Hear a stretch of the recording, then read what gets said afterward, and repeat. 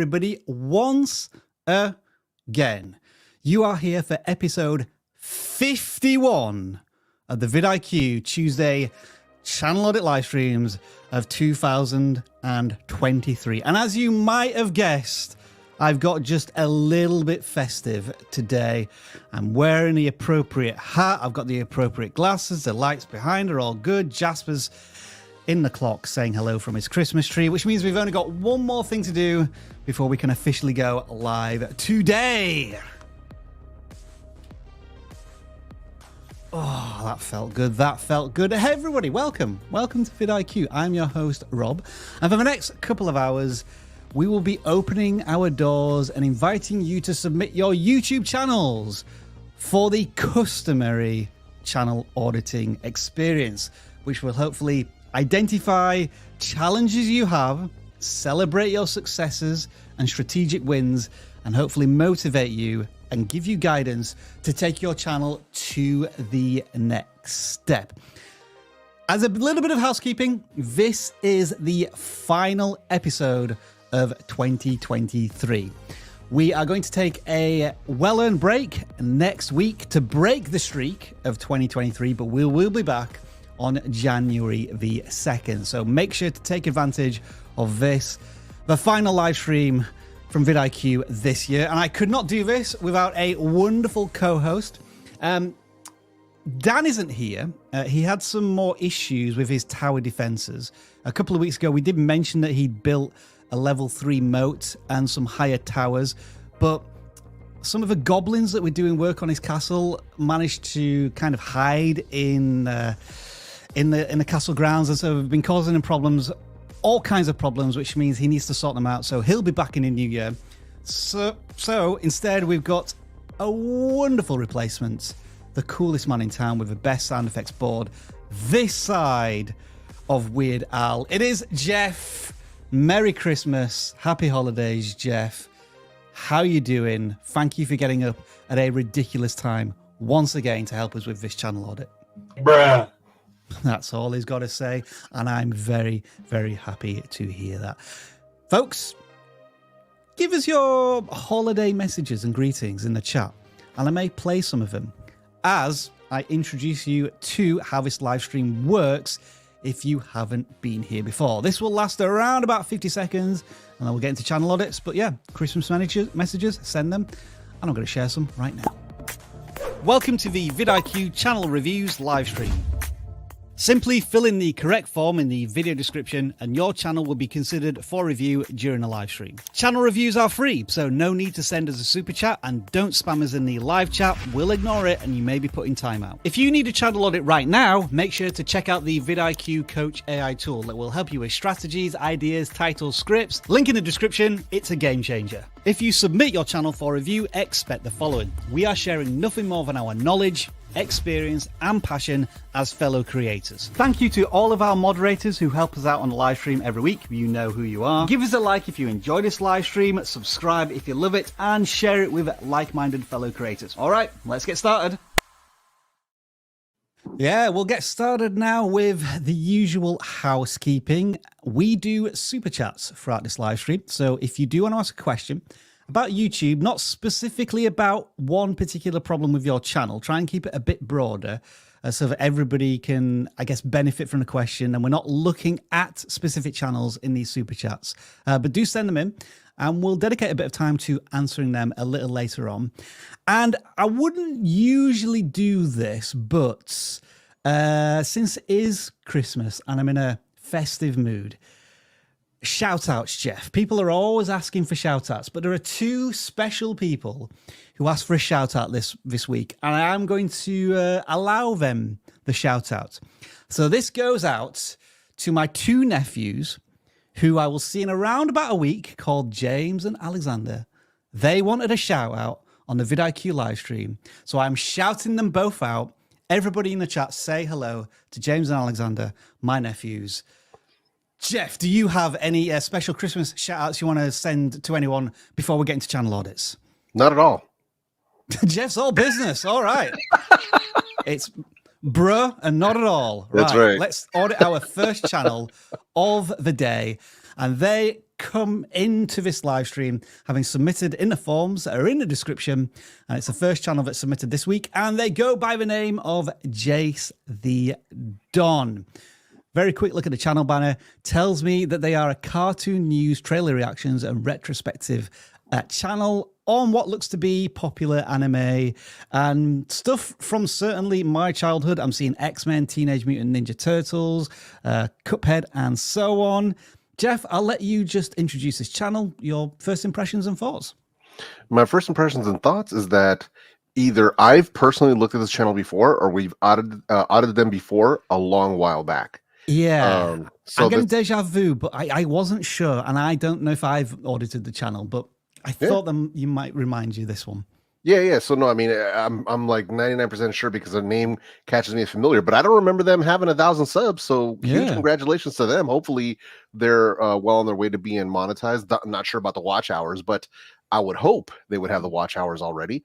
But just at a glance, they're looking at a lot of cool stuff in pop culture because I'm seeing X-Men 97 as one of the thumbnails, but there's also Good Times and Spider-Man and Kung Fu Panda. So they're talking about a lot of different popular titles, which is pretty, it's kind of an interesting approach because some of it's animated. And then obviously, well, I think they're actually going to talk about everything animated, at least from what I'm seeing on the screen, because the one that isn't, which is Good Times, it's about them getting an animated series, so maybe that's what we're talking about here. All kinds of cartoons and expanding on that. So yeah, pretty good. Do you think that could be both a curse and a superpower in that they kind of have a niche, which is animes and cartoons that can almost like you can fall in love with them as a child, but that still have nostalgic feels about them later on. But we've got X-Men, we've got Simpsons. I might be interested in those two topics.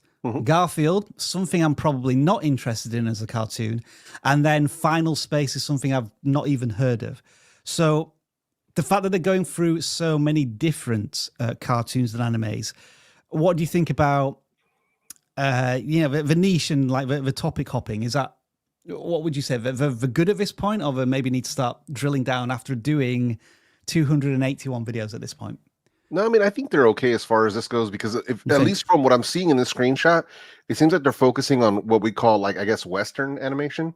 So not necessarily focusing on anime per se, like Japanese anime or anything like that, at least from what I'm seeing here. The closest I see to it is like the Scott Pilgrim stuff, but that's actually on Netflix. So, but it seems like they're more focused on the stuff that we see, out here. Like, you've got Looney Tunes and you've got The Simpsons and you got SpongeBob. Can you hear me? Yeah, I can hear you. My sound is just completely gone. Oh, whoops. That's a problem. Good times, eh? I'm going to jump back in. Okay, Jeff, continue talking about the channel. Hopefully I'll fix it in 2 seconds as a refresh. Not a problem. Yeah, no, so that's kind of what I was looking at here. But unfortunately, since Rob just jumped out, he took the channel with him. So so that's the major downside of what's going on. So hey, Rob, when you jumped out, you took the channel with you. Yeah, I just realized that, but it's but I can hear you now, Jeff. Everything is fine. This is fine. Nothing is on fire. There we go. All right, perfect. Yeah, but here's one thing. What I was going to say was the fact that the reason that I feel like 99% certain that we've already checked out his channel. But one thing I really will say is I love the packaging that he's using with his thumbnails. Even the elements, I'm not going to say to a minimum, but somewhat to a minimum, because it'll be like himself and then two characters. Or you got Bart in the middle, Adona, and then Homer on the right. And you got Garfield in the middle with some other small pictures. So he's kind of keeping this very, what I would call more traditional rule of thirds kind of a thumbnail design, which is actually very easy to the eye, but it makes it very easy to absorb exactly what's happening in the thumbnail, so that you can get into the actual video easily. And you can see the thumbnail progression. Like, these have definitely gotten better. So I like what I'm seeing so far. And then titles are keeping it simple. X-Men 97 Season 2 gets an exciting update. Spider-Man Freshman Year gets a big change. Good Times is getting an animated series. So these are very, even though they're still including keywords to make this stuff searchable, they're making the titles simple, easy to understand, and more human focused, as opposed to being just like, SEO thrown at a title. And this is the last point I want to make on this channel, and it's this video in particular. I'm going to play the first 10 to 15 seconds. Let's do it. And hopefully you can all hear this. Let me know, Jeff, if you can't hear this. But something in the first 10 seconds of this video just made me say, yeah, this creator's got the heart and the passion. This is a late night video, but I had to get this out here because Spider-Man freshman year just got a big major change, and I'm going to be going over all of it here, so let's go ahead and jump right into this article from superherohype.com. Hopefully you heard that, Jeff. Was that right? Yeah. What I loved about this is that the creator said, I know it's late, but this is important news to me, and therefore I think it's important news to my community. Right. And especially in this space where there's so much competition and this news spreads so quickly, this creator understood that they needed to be first to market with this content as quickly as they could. And if a creator is willing to, you know, get up in the middle of a night and then set up their studio and like edit something like this to get it out, that is a true sign of a passionate creator. And I just want to give them a thumbs up for that kind of passion that they're showing in their content. And that's what makes a difference between the creators who are kind of, you know, want to give YouTube a try. It sounds like a cool idea. I'm thinking of starting a channel, etc., etc. You know, this creator is 100% committed to their craft. And that is an awesome thing to celebrate. Yeah, no, I completely agree. One of the more important things that tends to get spoken about less, because you'll hear a lot about video topics, you hear a lot about thumbnails and titles, but the fourth T there is timing. And timing is incredibly important, especially when you are following trending topics like different shows, different movies, different video games, things of that nature. Timing is incredibly important because that's how people eat. When they know something is on the rise, about to drop, about to come out, or just came out, the faster you can get on the ball, the better it's going to be for you and your viewers. So yeah, huge kudos to them for that. All right, let's move on to the next channel. This was the first gaming channel that submitted this week on the forums, which are still in the description if you want to fill them out. We'll be picking some random channels pretty soon. This channel goes by the name of Kaimedar. Now, we are absent a Dan, so Jeff and I will try our best to fill in as the non-gaming experts. But what I can see from this channel with approaching 300 subscribers is that they are connected to Minecraft in some fashion. They do adventures, builds, challenges, and I always get a little ants. It's almost like an itch I get whenever I see somebody say "and more" in their channel banner. It's kind of like giving me a license to do whatever I want. And is that what the audience wants? I don't know if that's true or not, but it's kind of like a bit of an insight into the creator's mindset in the channel banner. But I think it's also something a lot of newer creators will say, just because they're not they haven't developed a proper value proposition for their channel is really what it comes down to. And that's fine because we all start at zero. So no biggie there. It is the 50 videos into this, Jeff. So probably like by video 100, they want to establish like I'm the Minecraft creator for like this particular challenge or adventure or whatever. And it kind of reflects itself a little bit in the view counts. Like we see videos here with 200 views, 62 views, 150 views. And then all of a sudden there's an outlier here, which does seem like a bit of a departure from what they typically do. Because it looks as if they played a Minecraft game in the most part. But then, I don't know, is this a new Minecraft card game that's around? Like a physical card game? That was really popular. You know, 2,000 views, but you didn't commit to that. And now you've gone back to your regular stuff. So anybody who joined interested in the Hermitcraft TCG cards now hasn't been satisfied by this channel in a month. Yeah. So you kind of got to be careful about having these branch off ideas, which then you don't follow through with. And it kind of, maybe it's just this guy wants to play all sorts of Minecraft, but they haven't quite decided what that is. Yeah, no, and I agree. And here's the thing, right? And like I said, we all start off, a lot of us at least, not everybody, but a lot of us who start off like this, we'll have an idea and then we'll just kind of run with it. But then we don't think about the follow-up. We don't think, we tend to think in videos in these individual things, as opposed to thinking of a video idea and thinking in your head, okay, cool, this is a cool idea. How many more ideas can I base off of this? Right. So whenever you have a cool idea like this, what they did here with unboxing Hermitcraft, the thought process should have been, okay, now here's what I think is a cool idea. What are 2 or 3 other videos that I can also make about this, just in case this video takes off, right? And that way, which happens here on their channel, it happened to take off. It's got far more views than they have subscribers, so it's already pushed out past their core audience. That you could immediately follow up with 2 or 3 additional videos to follow down this road. And it doesn't mean that you have to be just a channel about that particular thing, but this can become a series on your channel that can start bringing in new viewers, new subscribers to your other content. And I'm just doing a quick search to see what the popularity of this, because we've got to try and establish like it's in real life, these cards, this Minecraft thing. And if I'm seeing videos that have fairly recently recycled, a month ago, 3 weeks ago, 6 days ago, and then the channel sizes, 3,000 subscribers with 3,700 views, that feels like a topic of opportunity.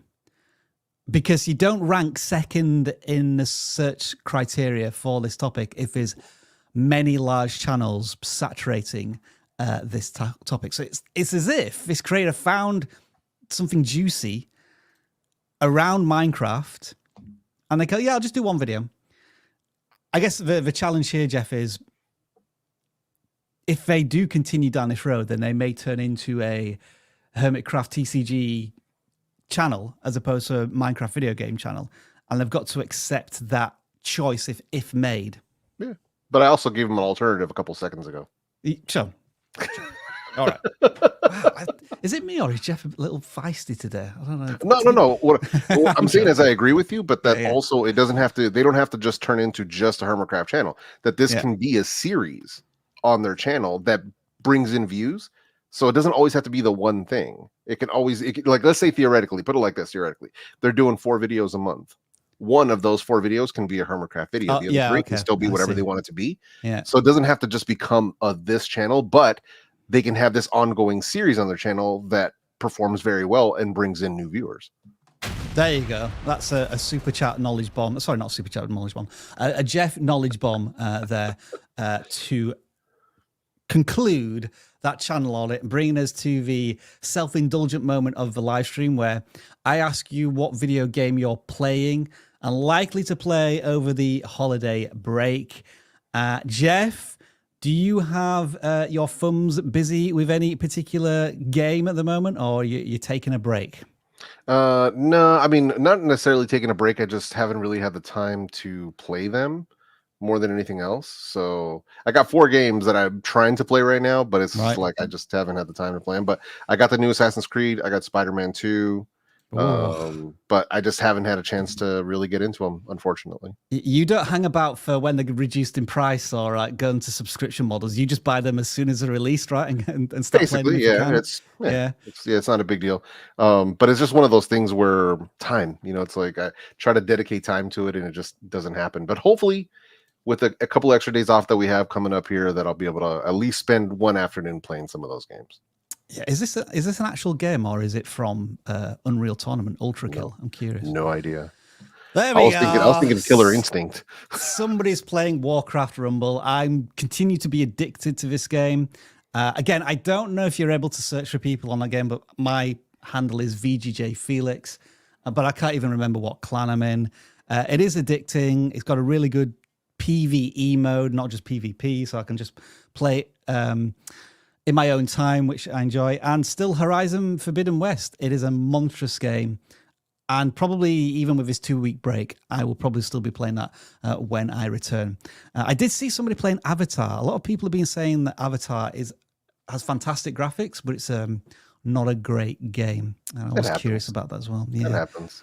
It happens a lot. But yeah, lots of different games being played as always. And we'll end it there with Oliver, who's playing Roblox.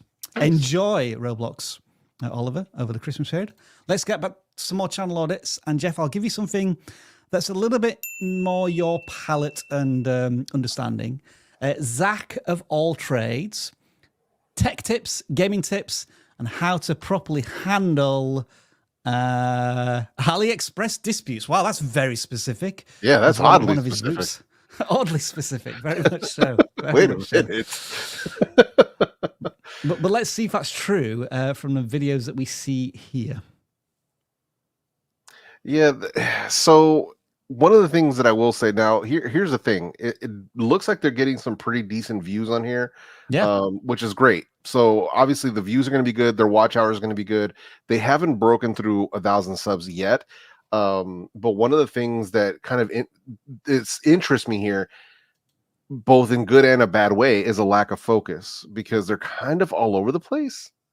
So, because we've got Genshin, you've got Honkai, then we've also got bypassing Netflix geo restrictions, Yeah. how to extend your C drive. It's like they're trying to be, and I get it. The point of the channel is being like a jack of all trades, but all that does is really split your audience, and they don't know what they're going to get from you next. So it can potentially hurt your views. Although right now it seems like it's going okay, assuming everything is on the up and up. When they're really zeroed in on like a big game, I think even I've heard of Genshin Impact. Yeah, of course. But I have no tolerance for playing a game like that with a touchscreen. I'd have to do it with a controller.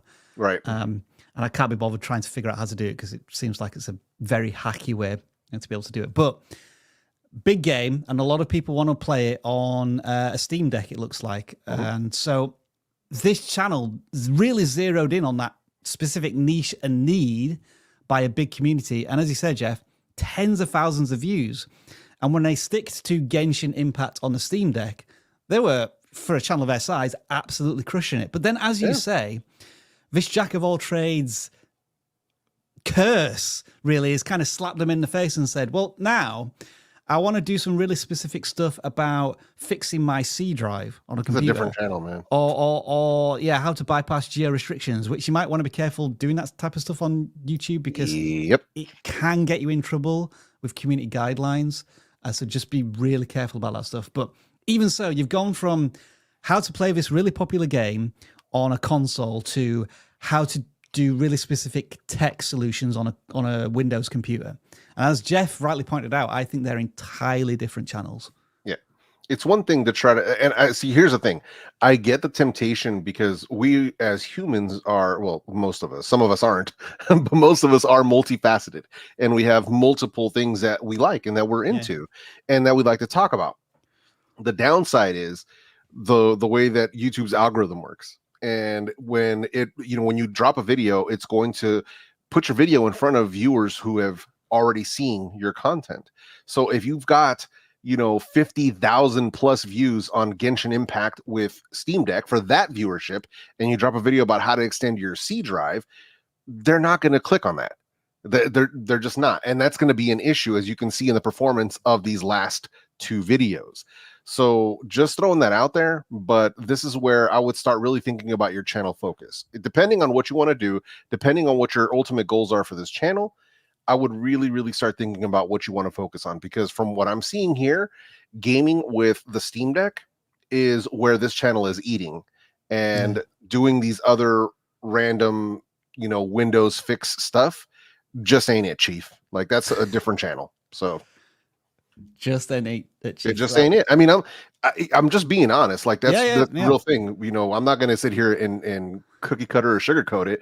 It's a different channel. Whenever we think of our audience, think about, is the person who's watching stuff for Genshin Impact on the Steam Deck the same person that's going to watch how to extend your C drive? No, I'm sorry. That Venn diagram is going to be super tiny. Sorry to break it to you. So if it doesn't fit the same viewership, it should be on a different channel.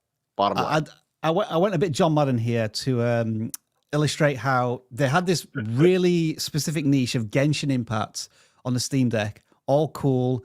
Even 2,400 views, although it doesn't seem much, that's still a fantastic result for this channel. Like, it's punching a button its weight all the time. And then, Jeff, the next kind of natural through line would be, let's not just talk about Genshin Impact on the Steam Deck. Let's talk about the Steam Deck in general. And that's exactly what they did. That was like their natural, let's broaden my audience a little bit, but keep it within Steam Deck. And Correct. So the 7 things you must never do to your Steam Deck, brilliant idea. That's a perfect way to transition away from just one game on the Steam Deck. And so we would have encouraged you to go that way. And if you're going to do tech solutions, keep the tech solutions within the Steam Deck. Like, if you have problems, with your hard drive, keep it to the Steam Deck, at least so it's on the same topic. But yeah, this departure, which has kind of been matched by the thumbnails as well, it's almost like you know what? I want to start my channel again, and this is what I'm going to do. But for how long until the creator changes their mind again? Right. So yeah, I mean, that's the thing when you see success like this, especially on a smaller channel. When I was at 800 subs, I would have loved to have been getting 27, 28,000, 17,000 views on videos when I was at 800 subs. So, you know, this is one of those things where I would, if really passionate about these last 3 videos, I would put them on a separate channel and give them an actual chance to find the right audience and move forward on this channel doing Steam Deck solutions. All right. Just before we move on from this channel, Jeff, can you give me like a 30-second critique of this thumbnail? Dude. So whatever it is that they're trying to show there, that text is way too small on a thumbnail. So if anything, I would have really, if I had to show that dialogue box, I would have really zoomed in on it. But for me, it's just not doing it. And I don't think them being in the thumbnail really helps on this one. If we're talking about a solution, they really don't need to be in it. Trust me on this.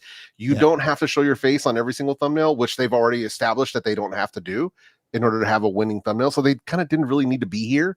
So yeah, I would have removed myself from this. I would have spent more space with fix this, making that bigger, the red arrow, making that bigger, and zooming in on whatever that text is, making that much bigger. So it's a little bit more impactful. But yeah, I'm not really feeling this this thumbnail style. So that's the critique and feedback you would get from a YouTube coach, an expert of many years working with with many different clients.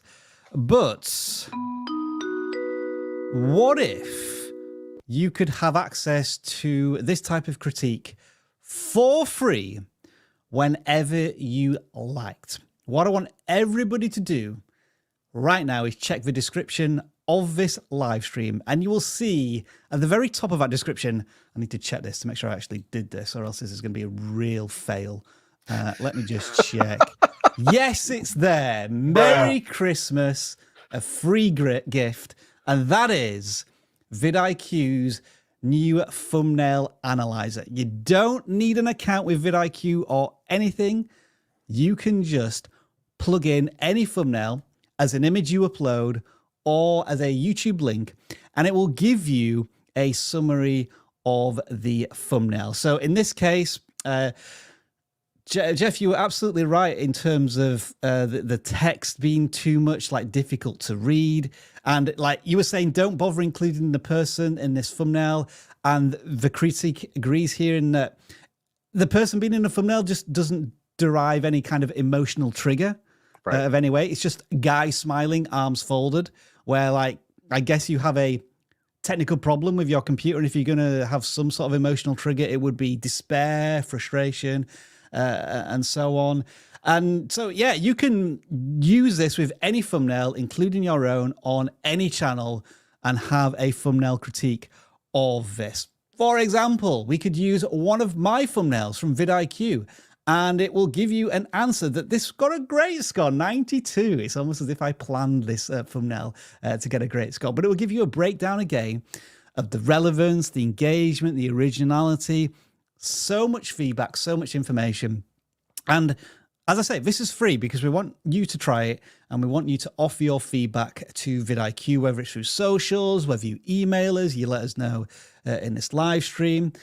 Tons and tons of people have already been using this to help educate them on what works for a thumbnail. And we may try some thumbnails later on, you know, to do some live scores, but this is the AI thumbnail feedback tool. There's a link in the description. It's a very top link. It's completely free. Enjoy. Also, when you read the feedback, make sure you read it in Rob Wilson's voice. That's what I do.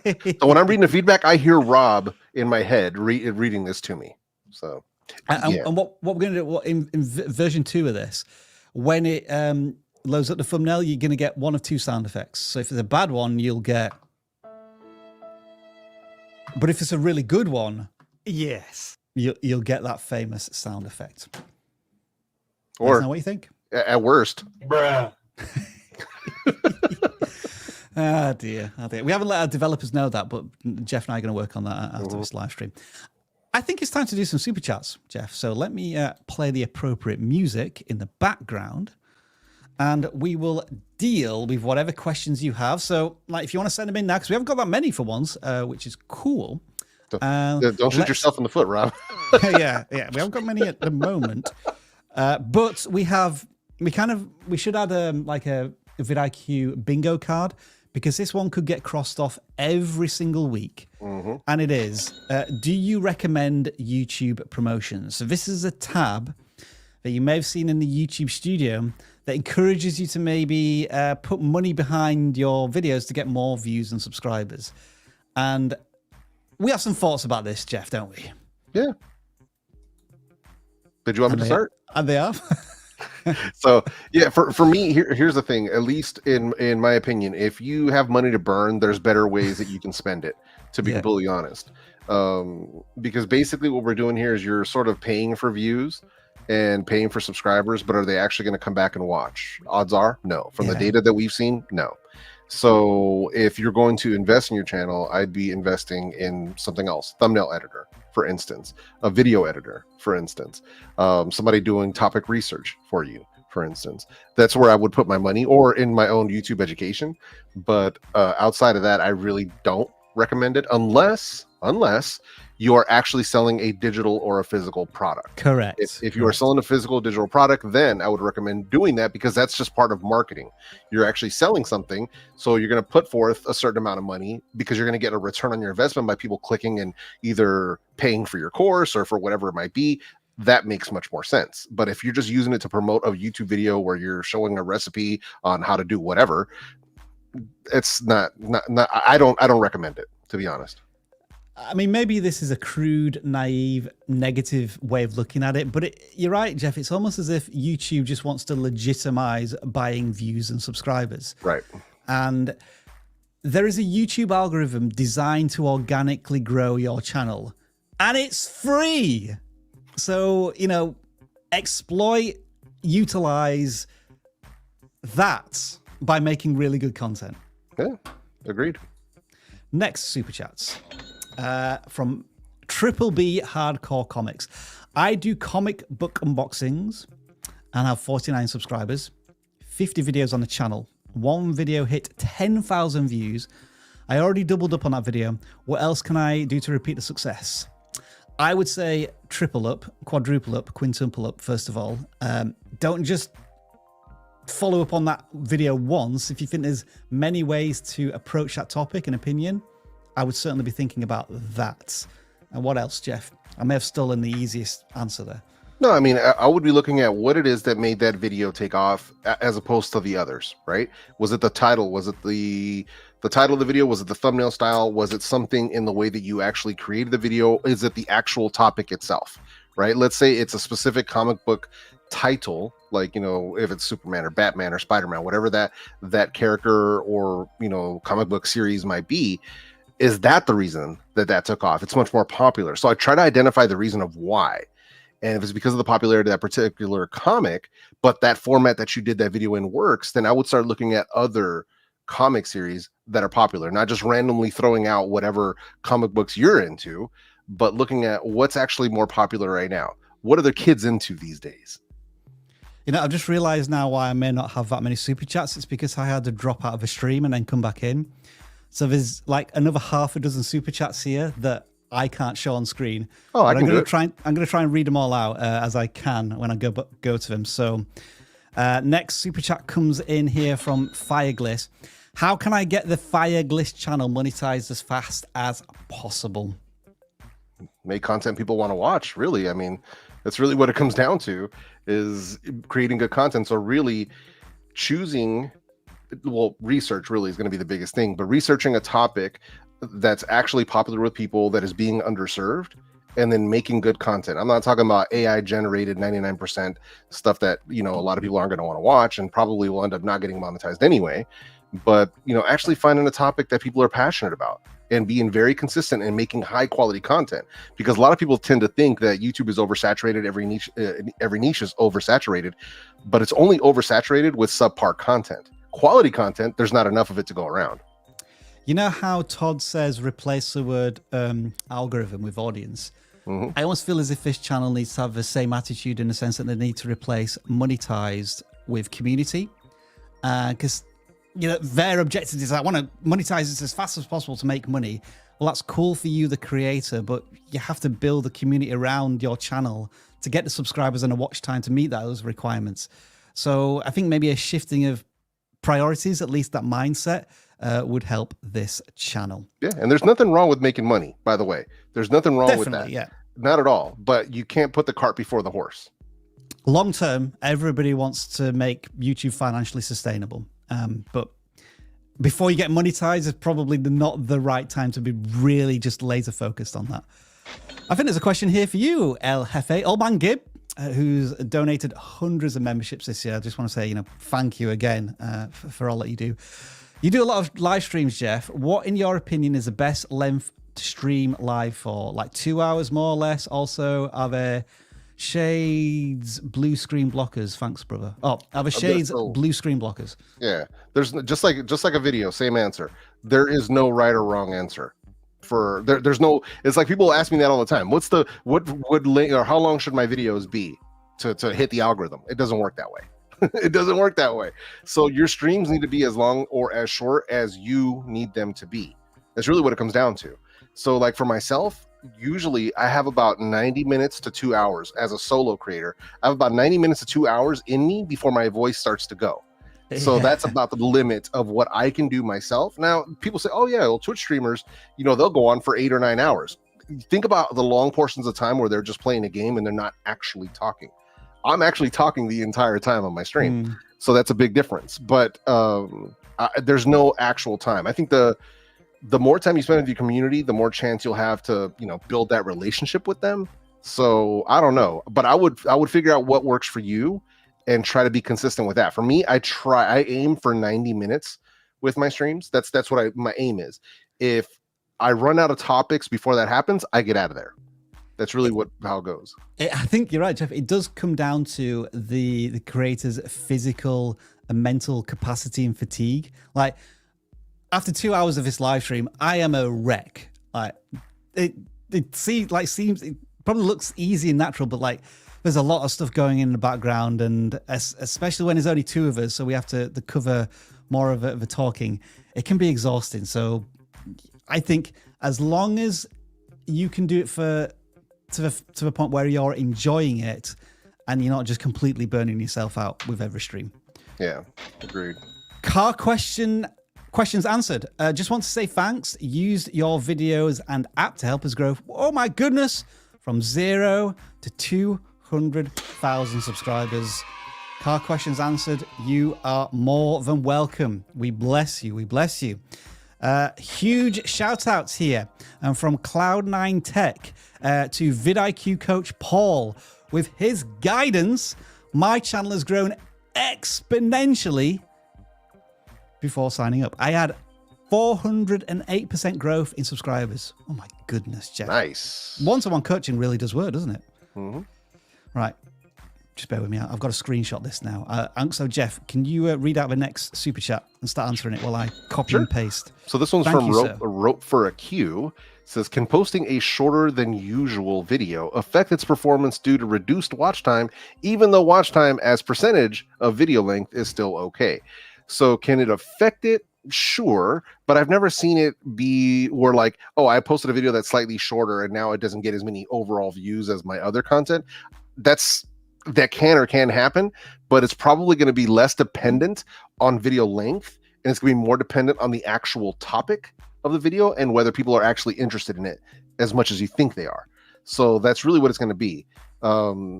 This comes down to the same thing of how long a video should be. Oh, they're too short, it's going to underperform, but a longer video is going to automatically perform better. No, that's not it. We're basically barking up the wrong tree here. And it can impact where the content is consumed. Like if you post longer videos, they tend to be watched more on television, and when people watch on a television, you get way more watch time, whereas if it's a shorter video, they're going to probably watch it on a mobile phone, but you may get a lot more views from a shorter video because people are willing to invest 2 or 3 minutes in the content. So it almost turns like into a multiplier. So yeah, it's a tricky one to answer. Where I'm finding that longer videos tend to have more evergreen potential, but it may not work for your audience. I'm not just going to say make longer videos, full stop. Do you want me to bring up the other super chats that you can't see? So I was going to do that, but I just want to say a huge thank you to Cali Plains. Jeff is now going to play an appropriate sound effect to go along with the 5 vidIQ memberships that have just been gifted to you, the audience. God damn. Absolutely. Right. I think, Jeff, I can do it this way. All right. So I'm going to give you a little bit of an insight. This is the background now of vidIQ, but you should be able to now see the super chats here and say to Goat Daddy on the Farm, good morning and early Merry Christmas. Trying to start a streak of super chats. Appreciate y'all and the tools you have to offer, as well as my advice. My restarted channel is alive and well. That's awesome to hear. There's another super chat here from Old Man Gib earlier on. I will see that bet and call. Next, thanks a million for all of the great advice, y'all. Have a blessed weekend. So there must have been some form, a game of poker going on in the chat before we went live. Red Beard Flynn, question on reuse content. Does moving videos from one channel to another count against monetization? Private or delete the first channel, same email. Are you there, Jeff? Hello? Yeah. I'm just trying to think of the question. Hang on, I'm trying to bring it up here. So okay, hang on. Oh, you can't see it. I do apologize. I'm reading out something. Oh no, well you can see it. It was from which person was this one? Redbeard Flynn. There it is. Okay, so reuse content, moving videos from one channel to another count against monetization. I'm not sure how that plays out. Private or delete on first. So yeah, that's basically if I was gonna do what they're doing, right? So they're gonna take videos from one channel, move them to a different channel. I would definitely delete them off the first channel first, and then upload them to the other channel. So that's how I would do that, just to make sure that we're not getting any spam or duplication or anything like that. As far as how it affects monetization, I'm not sure what they mean by that. So I'm thinking what they're worried about is if they take exactly the same video and upload it to another channel, is YouTube going to class that as reuse repetitious content and deny them monetization? I think that's the question they're asking. There's a very high chance of that happening. I've seen it go both ways. So yeah.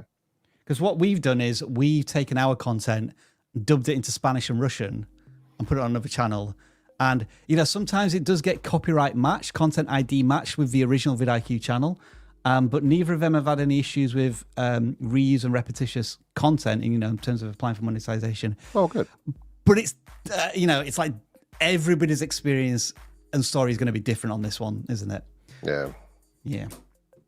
All right, let me just try and check how many we got to do. Right, so we asked that one, YouTube promotions. So we have another 4, but I want to do them now because I'll forget if I don't address them. Sure. Here, 7 cities hits. A lot of creators have been saying that shorts can hurt the view duration of your long form content. Should I make a separate channel just for shorts? I always apply the thinking of if it's a different topic video wise, then it's a different audience. Put that on a different channel. If the shorts are still the same topic and you're still aimed at the same target audience as your long form, then they can be on the same channel. Will it hurt you? It's hard to say. I've done shorts on my own channel that are on the same exact topic as my long form videos, and they only helped. They didn't hurt me.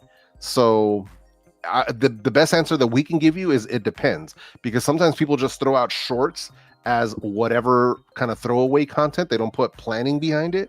And yeah, it can hurt you if you're talking about stuff that isn't what you normally talk about on your channel. So if it's aimed at a different audience, it's a different video topic, then put that on a different channel.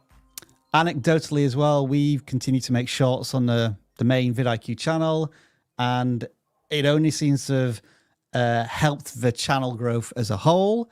I noticed MKBHD used to have a shorts channel, and then he decided to put all of those shorts on his main channel, and he's doing phenomenal numbers. But again, this is anecdotal stories. I think Jeff summed it up right. Same topic, then I think you have permission to at least experiment on the same channel. Right, the next one is DIY microbiology. How do you target audience from different country? One of my videos hit India. Another one attracted a Filipino audience. They are all over the place. I can't find a pattern on this. So video topic.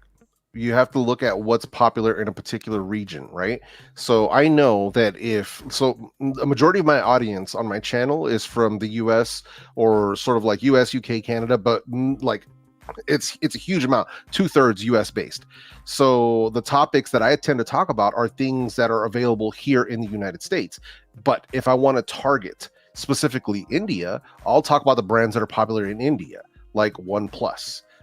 That's a very, very popular brand in India. So when I talk about their product, I already know 90% of my views are going to come from India. So that applies to whatever you're talking about, whether it's movies, whether it's clothing, whether it's food, tech, whatever. You have to think about when you're going to make your video, what topic, where is this popular at? What location is this popular in? And that's probably what's happening, is the topics you're talking about are popular in that particular country. So if you want to target a different country, you have to figure out what's popular in the country that you're trying to target. Oh, some really cool thing I discovered when I was doing some research for a video, Jeff, was on one particular video, the audience from India was massive, and the title and the content was about how to get more subscribers. But then when there was a video about how to beat the YouTube algorithm, the audience switched from Indian to American. So it's almost as if like a single word concept was influencing, the language that was being used was influenced what country it was interested in. So yeah, start to do the research for the analytics that are telling you where different people are watching from. And is it a bad thing to attract different audiences from different countries? Other than for CPMs, that's going to change. But you just want as broad an audience as possible, I would say. Yeah. So I don't think it's necessarily a bad thing, to be completely honest. But it just depends on what your goals are for the channel. Design Burst has continued their streak. I think they must be up to at least 30 super chats in a row for 30 weeks. There are so many skills that need to be learned to make a good video on YouTube. When you were starting, what did you prioritize? Can you rank them? Wow, we could probably do an entire live stream on this. Yeah. So what I prioritized initially was just how to get better on camera. That's really what I prioritized initially, was just basically the more I uploaded videos, the more natural it felt. So my biggest priority was finding my voice. That was the biggest thing. After that was learning the mechanics around editing. And then after that, what now thinking back should have been first, is focusing on who my audience is. So what my target audience is, what's my value proposition to that audience, and how to research topics better. Those would have been the three things I would have done if I could go back. I would agree with you there, Jeff. Like 2020 armchair quarterbacking, in hindsight, those are the absolute fundamentals that you should focus on. But I'll be honest, when I started making YouTube videos, I just loved it as a creative outlet. So I just wanted to get busy and get in there and do stuff. And it's this is why I sometimes preach quantity to begin with, because it allows you to just go through the process so many times that you can then start to figure out what your bottlenecks are. So for me, I quickly learned that my filming capabilities were weak. So I needed to figure out how to shoot through manual camera. For years I shot on an automatic because I was afraid to use manual. But then I figured out manual settings on the camera makes such a difference. And then I figured out that my audio was terrible and I needed just like a $50 microphone helped me change the quality of the videos. And then it was onto thumbnails. So it was just making videos and figuring out what I knew I wasn't very good at and then attacking those areas to make them better. Yeah. But we're not going to rank them all. Design Burst, that would take far too long. We'd be here until the new year doing that. Trey Lester. Oh, hang on. Yeah, that was the right sound effect. Trey Lester, thanks to Coach Rebecca, the last video on my channel, Nerdy Work, is at 5,000 views. After 60 days. 6 days, sorry, not 60 days, 6 days. I used to get about 60 views in total. Yep. So that's an increase of 900% views. Again, I need to screenshot this and send it to our wonderful coaching team. Of course, you should know about one-on-one coaching by now. Just search, what is it? vidIQ. what's the address again? Because I haven't got it in the description today, Jeff. It's getvidiq.com. Mm-hmm. Yeah, and Rebecca's amazing. She's an amazing coach. All of our coaches are amazing. So, yeah, 100%. Shout out to the one-on-one coaching. They're amazing, amazing folks. I love them. Okay, I do apologize for the slightly longer super chats there, but given the technical difficulties, I wanted to make sure I covered all of them because I would have lost them if I hadn't done the super chats there. We have more to do later on, but now let's get back to channel auditing. And I've got some good news because we've done all of the pre-selected ones. We're straight into randoms.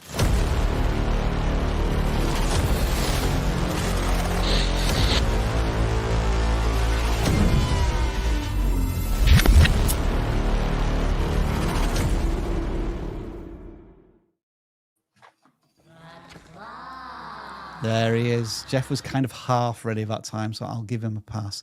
So what we need to do now is, why are you, hang on. There we go. For some reason, it wasn't going back to two screen. So Get it what together, we're going Wilson. to do, I had to remove you to bring you back in. So what we do now is we take all of the channel submissions, 445 from non-gaming and 288 from gaming, and we put them into the CLAAAW. So I'm going to give you an exact number here. We'll do 446 because I'm sure somebody would have submitted by the time I finish this sentence. We then pick out a ball. The number is 244. And we take that number 244, we put it in here, and we audit the channel that is displayed to us. First impressions, we've never seen this channel before. We don't know what we're getting ourselves into, but we will take a look at Sword Peace. They're coming up to 2,000 subscribers. And just looking very quickly at the view counts, they look very strong for this channel. And that gives me some deja vu. I'm sure I've seen that thumbnail before, specifically. I know it was from a long time ago. And I know they haven't posted many videos recently. So the obvious thing I'm going to say here is, you know, regardless of the view counts and the quality of the thumbnails, we need to get you back on the horse. You need to get posting content again, because your audience, when you do post, loves your content. And I don't know if we really need to go any further than that, Jeff, other than when you do return, let's maybe pick a topic that was successful in the past to re-engage the audience. Maybe something that's following up on Man Marked by Flames, the Roger Pirates. Come on now, dog. Yeah, they got to get back. They got to get back on the horse. That's really what it comes down to, because they're making One Piece content, and that's a hugely popular title. From what I'm hearing, there are new rumors of something new coming from One Piece. So I get it that life gets in the way sometimes. There's other things. They might have school, they might have finals, they might have family things, you know, work, whatever. But for a channel of this size, with views this strong, the packaging is already solid, and they're talking about a topic that inherently drives a lot of traffic. Then I mean, yeah, and they're on top of their community post stuff. They're busy here. Yeah, so we just got to get them back on the ball with the videos. What's going on? What's going on? Let's get back into it. I checked the form, and you say you're not focusing on shorts. I'll just see when this one was posted. Let me pause that for a second. October 27th. So you've not posted anything for 2 months. Like, there is no like silver magic bullet here, which is gonna like transform the channel once you get back into YouTube. You've got to show a commitment and a promise to your audience. So my challenge to you will be to make, what should we say, Jeff? 2 videos by the end of January. I think that's a fair ask to get this creator back on the horse. Yeah. Yeah, I mean, that's really what it is. And it could be that their content is very high quality, highly edited. Maybe it takes time. Totally fair. And I totally understand that. But yeah, that's really the key for this channel is literally just putting out videos. That's really what it is right now, is just getting content out there. It's really make more videos. Yeah, literally. Let's go back to the ball, and I'm going to do what Dan does. So I'm going to reset the count every time to make sure that we do actually pick a channel. So 295. Let's see what we have as a gaming channel. 187. CeeJay. is the first channel we're going to audit as a gaming channel. They have approaching 10,000 subscribers, it looks like here, Jeff. So we've got our work cut out for us here. Oh, good for them. Okay, so 10,000 subscribers. The views, at least on their long form content, isn't necessarily reflecting that. So let's try and investigate why. Is this Roblox? It is Roblox. They had a couple of outliers a year ago on what looks to be $3.99. Good God. Mad City. That was the mod, I guess, from Roblox that was bringing them in views. Are they still covering that topic now? Yes.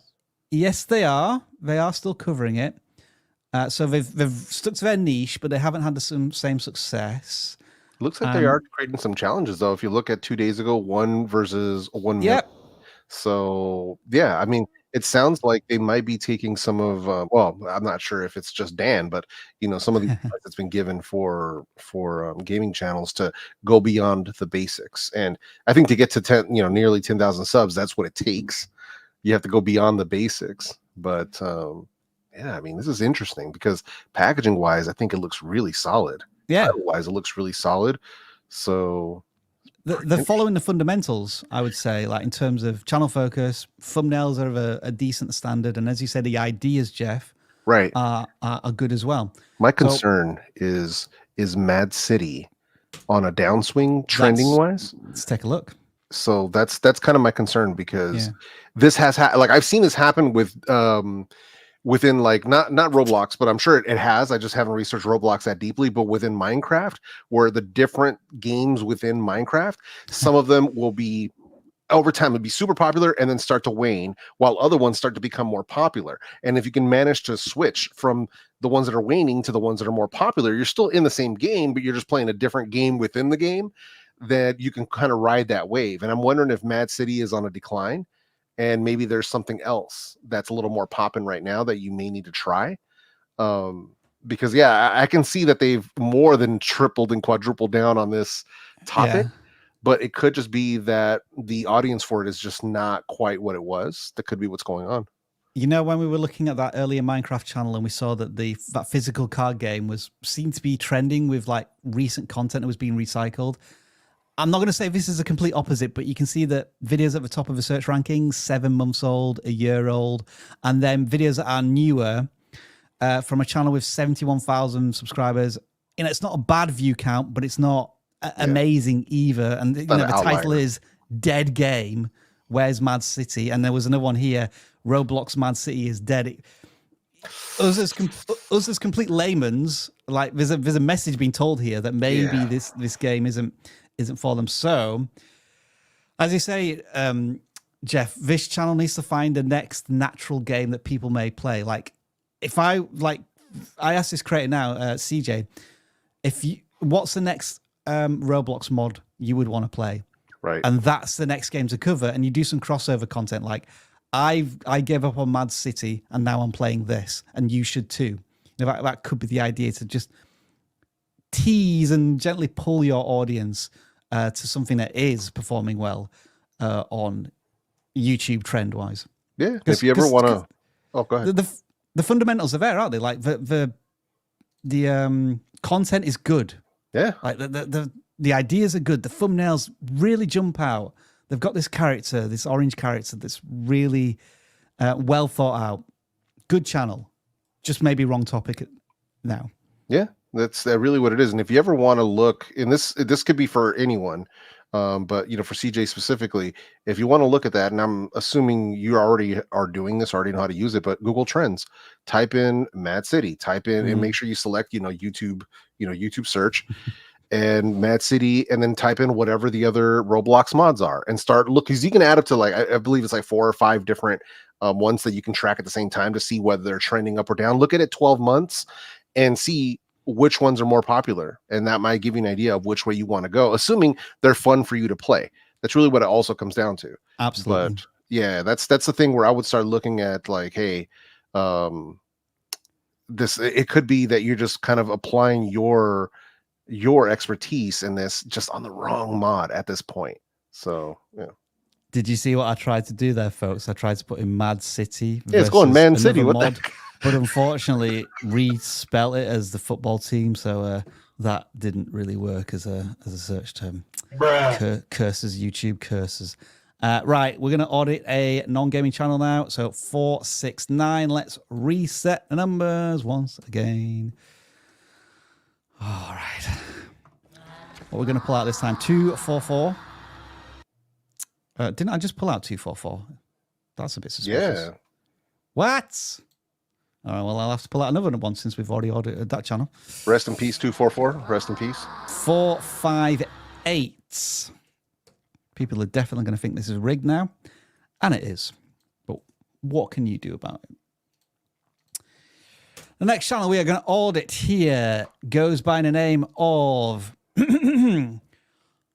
Scurst.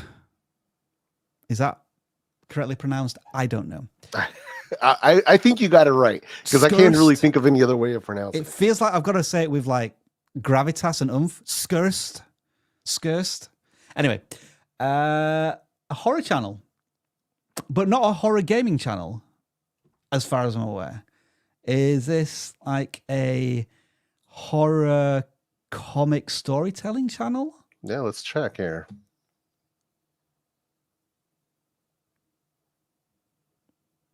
Interesting. I'm wondering where these stories are coming from. There's a lot of question marks there. Yeah, There's maybe too many questions there. Yeah, a bit much. But that's one of the things I'm wondering is like, are these like Reddit stories? Are these coming? Where are these stories coming from?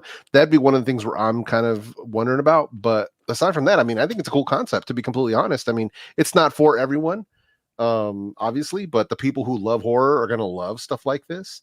So I kind of like where they're coming from. One of the things I will say though, at the very top, and I think it's cool that they have like the signature in their banner, but once you know what your exact value proposition is, I would definitely recommend, because you already have your name in 3 spots here.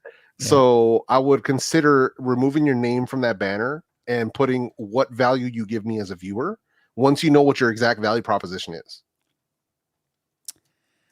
I've got 2 questions here. The first question is, do you think they need to be a little more SEO friendly, Jeff? Like we talk about this less and less, but like in certain topics such as music channels, you may want to include the genre mood of music as opposed to like the title of a song, because it's more search driven, SEO friendly.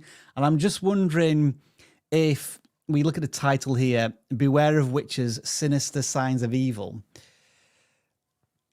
From our point of view, that could be like a facts and figures about witches. It could be a short story about witches. It could be a documentary about witches from the 1600s.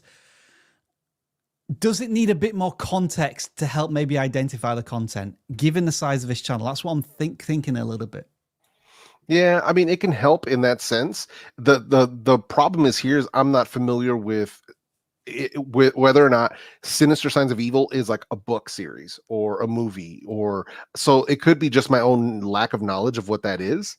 So I don't know if that's just a general term, or it's not auto-completing. Which that's kind of interesting, right? Yeah. So that kind of makes me wonder if that's what it is. But you might be right. If there's a way to categorize in that way, which they have done with some of these other ones, like look at the next video. What was his mistake? And then they put Christmas horror. They kind of categorized it in that sense. But yeah, this is what I was kind of thinking of. Maybe the titlings need to be a little bit more like this. Possibly, just like be more explicit, like more in your face about what it's about. Right. All right. Yeah, I hear what you're saying. At least at the beginning. Yeah. What was his mistake? Christmas horror. Christmas horror series number 2. Yeah, and I'm cool with that. I actually kind of like seasonal horror stuff personally. So like you'll see it, like obviously it always comes around Thanksgiving. You also get it comes around Halloween, but you also get Thanksgiving horror, and then you get holiday horror, which I'm totally cool with. Like the seasonality of it makes a lot of sense to me, so I see kind of where they're going. But I kind of tend to agree with you on this. If there's a way that we can sort of make it a little bit more in your face, at least right now while they're still, under 1,000 subscribers, I think it can definitely help. at least in the searchability of some of these topics, while they start to build a community, and then they can really start focusing their titles and thumbnails towards browse and suggested. And then the second question, which we kind of talked about a little bit in the super chats, was video length. Because I got the vibe that this was short storytelling, but then some of these videos are like 44 seconds long and a minute long, and I'm thinking, what is the content of those particular videos? Do you think they may want to experiment with kind of just more consistency with their video format? Let's try and keep them, 6 minutes or above, or is it too early? Am I being too critical and the creators still trying to find their platform on YouTube? Maybe. I mean, I don't have an issue with the variety of lengths, but my thing is when we have a video that's a minute or a video that's 54 seconds, it makes me wonder if that should have just been a YouTube short. Yeah. You know what I mean? Yeah. It's a little odd to have it be that short as a regular video, but I'm 100% firm believer in videos being as long as they need to be and no longer and no less. So I don't really tend to sweat video lengths all that much. Well, I think we've got a special announcement coming up in just a few seconds. But just before we do that, I am intrigued enough, Jeff, to just watch the first 10 seconds of one of these. Because like you say, we're all wondering what is the content of these. Like when you mouse over, there's kind of this intriguing animation style. It's hooked me enough to say, I'm intrigued. I want to click on it. Because the production values seem very high.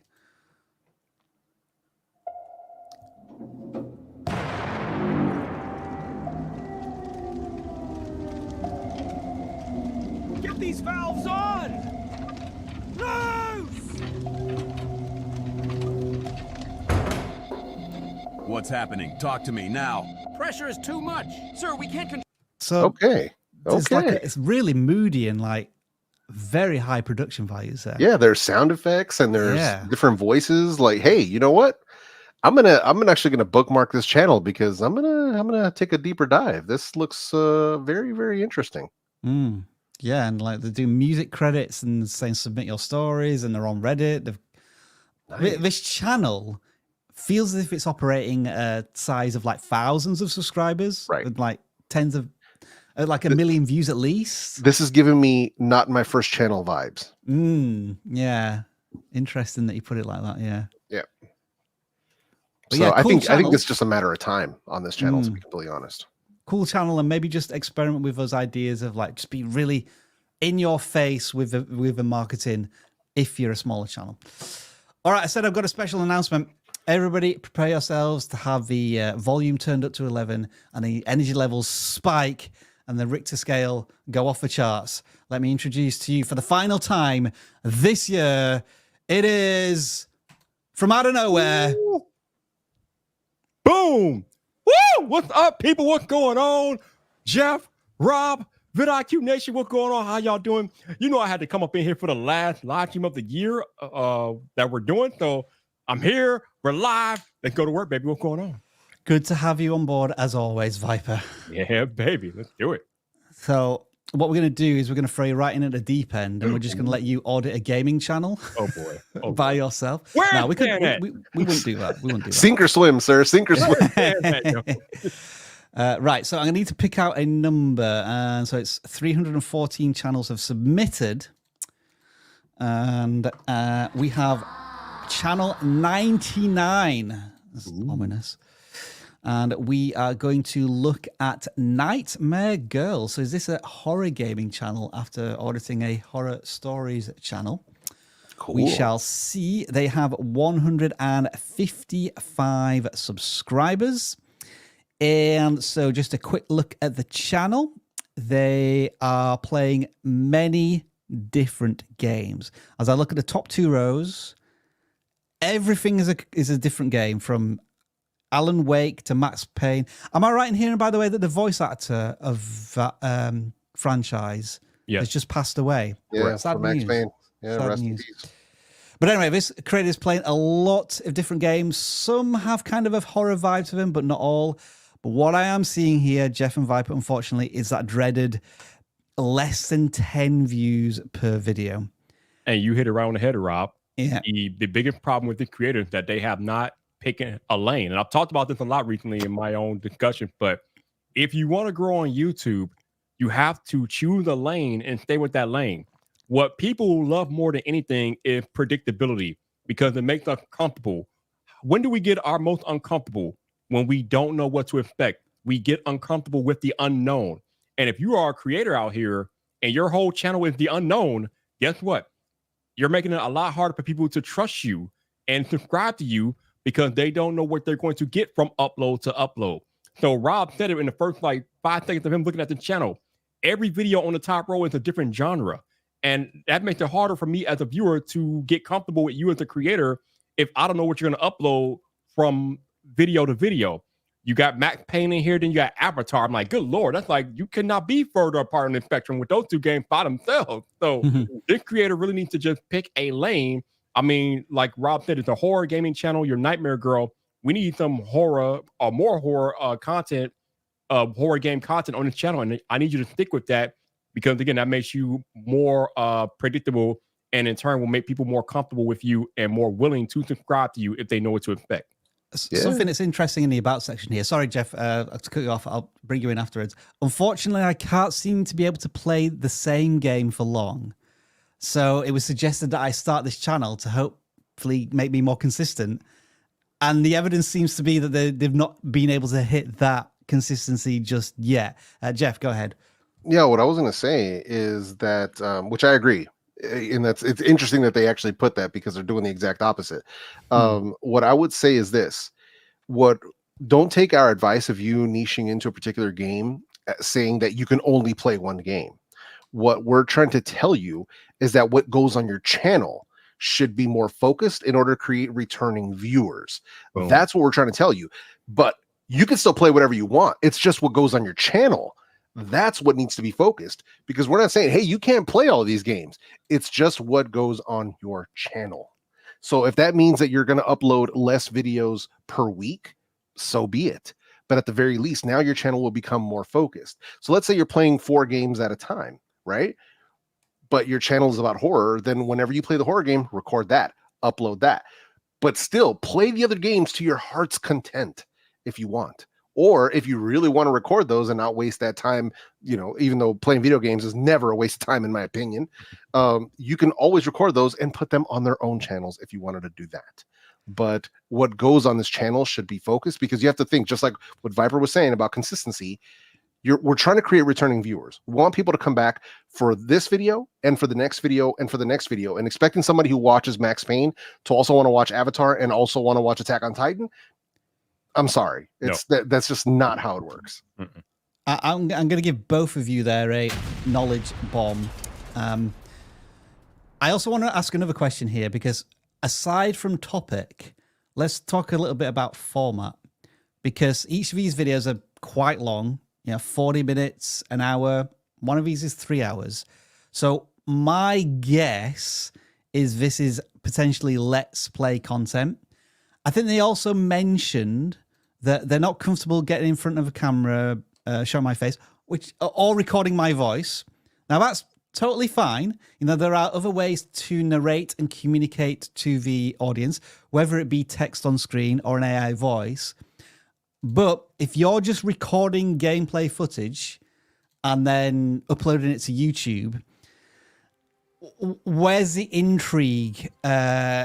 And I guess the why of the viewer watching the content, because there have been tens of thousands, probably hundreds of thousands of other gaming channels that have done this in the past, not succeeded, and given up. And at the moment, with the view counts that you're getting, you're turning into another one of those, I'm just going to play video games and upload it to YouTube, and hopefully that's going to be enough to build an audience. And that doesn't seem to be the case right now. So let's try and take some questions away for this creator. Like, Jeff, if you were going to ask this creator to do one thing before they upload their next video, what might it be? Really focus. At the very least, focus on genre, right? So if you're going to play, let's say, action games, be action games. If you're going to do horror games, be horror games. If you're going to do RPGs, be RPGs. So at the very least that, even though you're going to be playing different games still, at the very least focus on a genre. That way the people who are interested in that genre will be more likely to be able to watch more than one of your videos. That's at the bare minimum, because we're already doing the bare minimum if we're not on camera and we're not even using our voice. So same question to you, Viper. Before this creator uploads their next video, what would you ask them to do? It goes back to what you said. I would ask them to ask themselves, why should someone watch your video? Okay. Yeah. What value will a viewer get out of whatever it is that you are planning to upload? Because as you said, Rob, there are thousands of creators doing Let's Plays, but what is special about your Let's Play?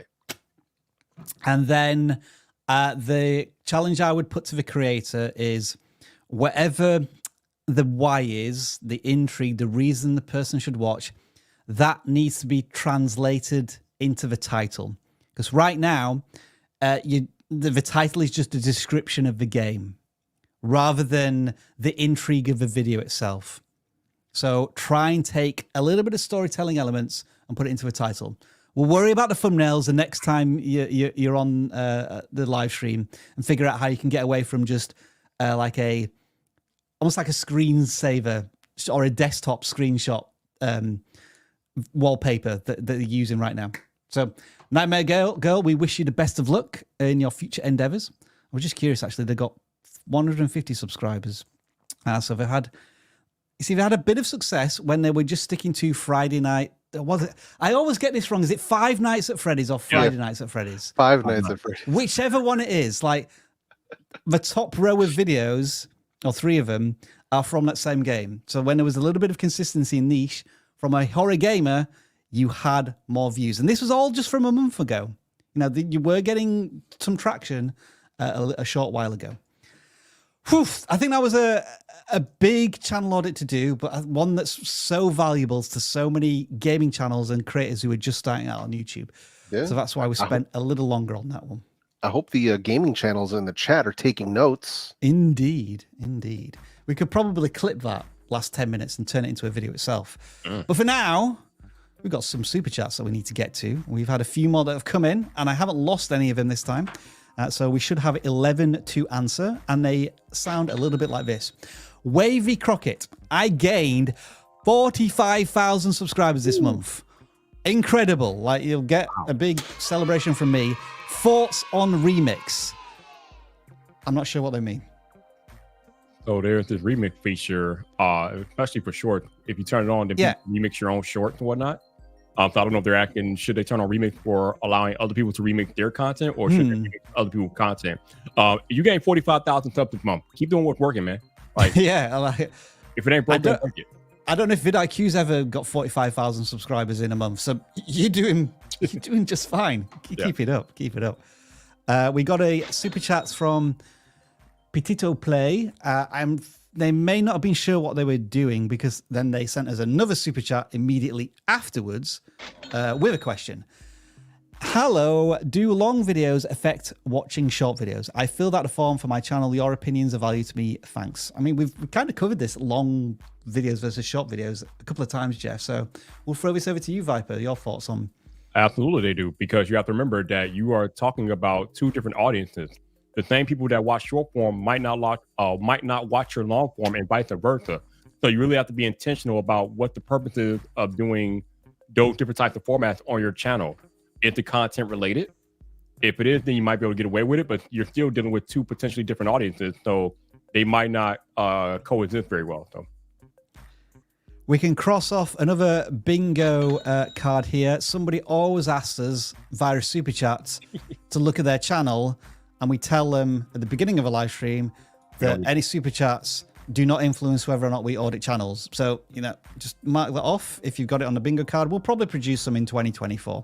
But yeah, thanks for the super chats. But we like to answer broader questions as super chats so that everybody can be involved in it, but you get to control the narrative of that question. And that's what Poke Baller Mike is going to do. Watch time is watch time. Yeah, think about that. But I definitely feel like a 60-minute video that has a 10-minute average view duration, 17%, will get pushed out way more than a 1 minute video with 17 seconds of view duration.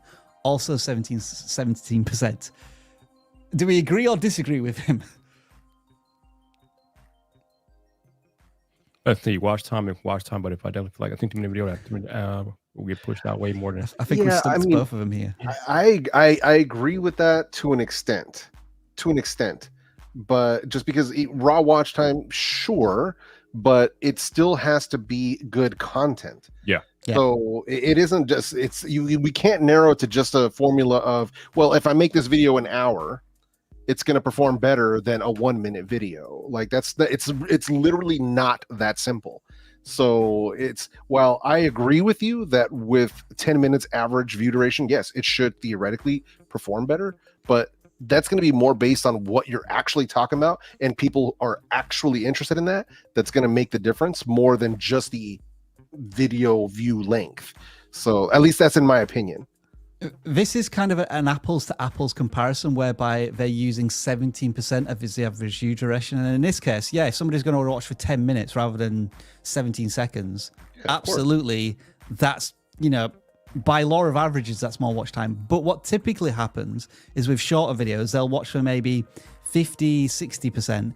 But then crucially, they'll go on to watch something else on the platform. Whereas with your video, they may watch your video for 10 minutes and then abandon the platform afterwards. And so there's these variables and unknowns that you can never be too sure on. But again, anecdotally, I will say that if you can get people to watch your longer content for a period of time, say 10, 15, 20 minutes, YouTube tends to reward you with that with different sorts of traffic, like suggested videos and then more watching on TV. But then we're getting into the apples versus oranges comparison and it gets way more complicated. But thanks for the question. Cyborg Prime Games, my subs went from a stagnant 425 last May to over 740 using vidIQ. They've almost doubled their subscribers in the last 6 months, well on their way to 1,000 subscribers. Great to hear. Wow. A Travel Lens. If I make a short film, they're all about video length today. If I make a short film, 1 minute long, from the main movie, is that okay? Oh, I see. This is going to be I'm not a lawyer or a copyright expert answer. But if you're able to take footage from a existing piece of content and transform it in such a way so that it tells a new, different, transformative story to the original content, then you might be okay.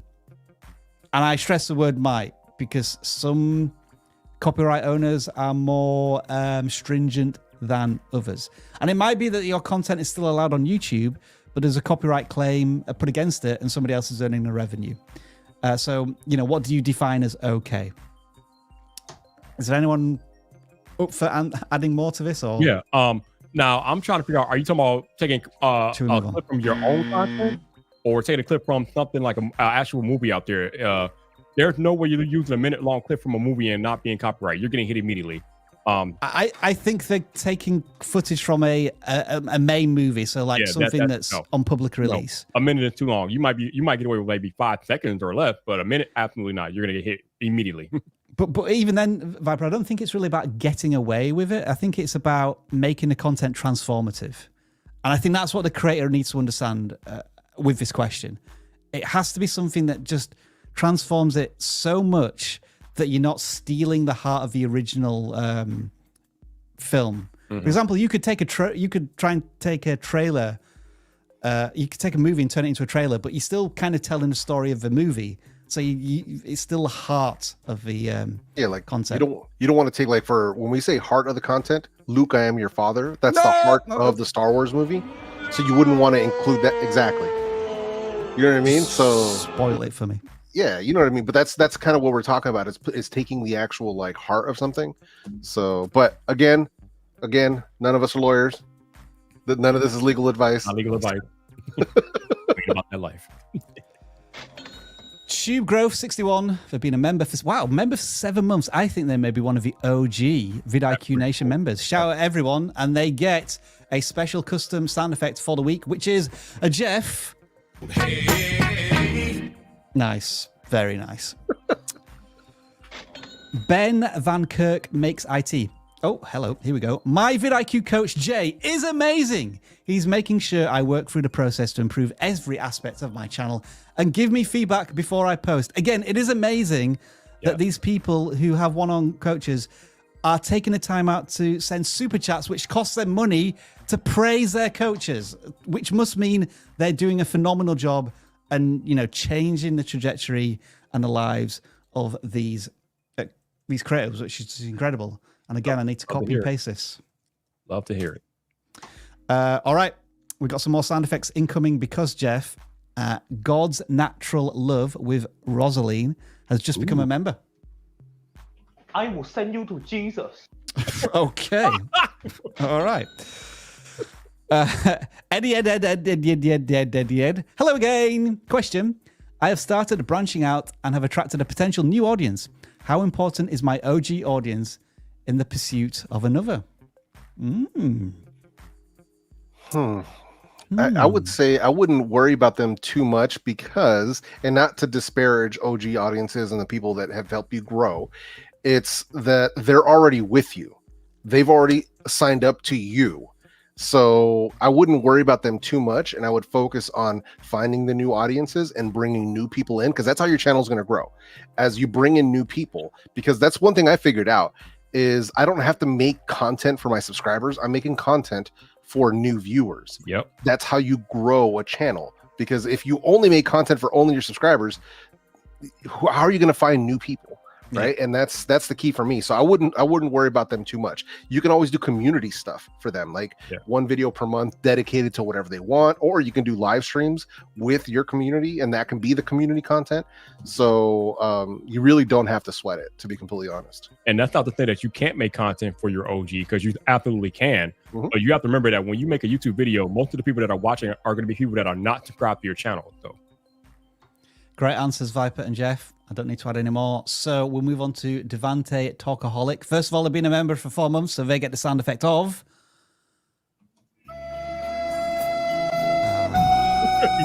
Gives me chills. Gives me chills. Is that?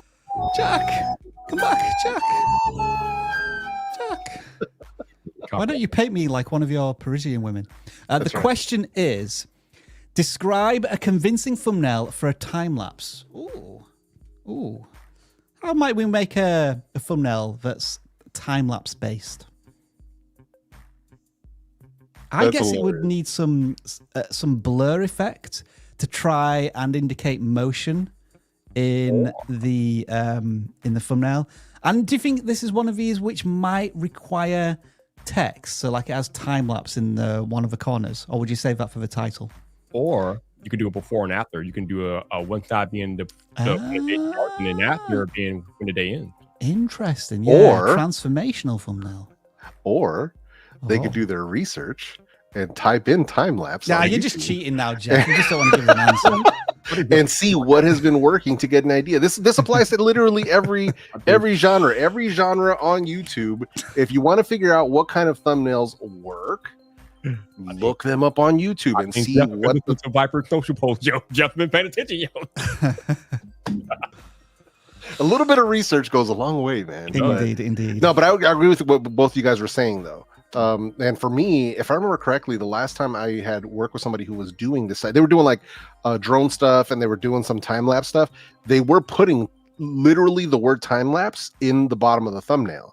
Yeah. So, which was kind of interesting, but it wasn't the crux of their content. They were doing other stuff, but every 6 or 7 videos, they would do a time lapse footage stuff. So like outdoor nature or at night, which was kind of cool, like star photography. So that was kind of cool. It's a little similar to when people put the 4K logo in for city walks, you know, the POV stuff, where want to indicate like the super high quality. Yeah. Might be a similar thing. Consider this film 100 viewing hours, 20 subs in a month. Thanks, vidIQ. Celebrations all around. Old Man Gib, Old Man Gib firing in the super sticky there. Thank you, Old Man Gib. We've got I can actually use this currency because I'm a Canadian citizen. Alpine Fabrications with a $2.79. That will get me 6 Tim Horton donuts. Thank you there. But Old Man Gib, he's decided one more time to be a generous man and gift 20 memberships. Jeff, what special sound effect can you bestow on Old Man Gib for one last time in 2023?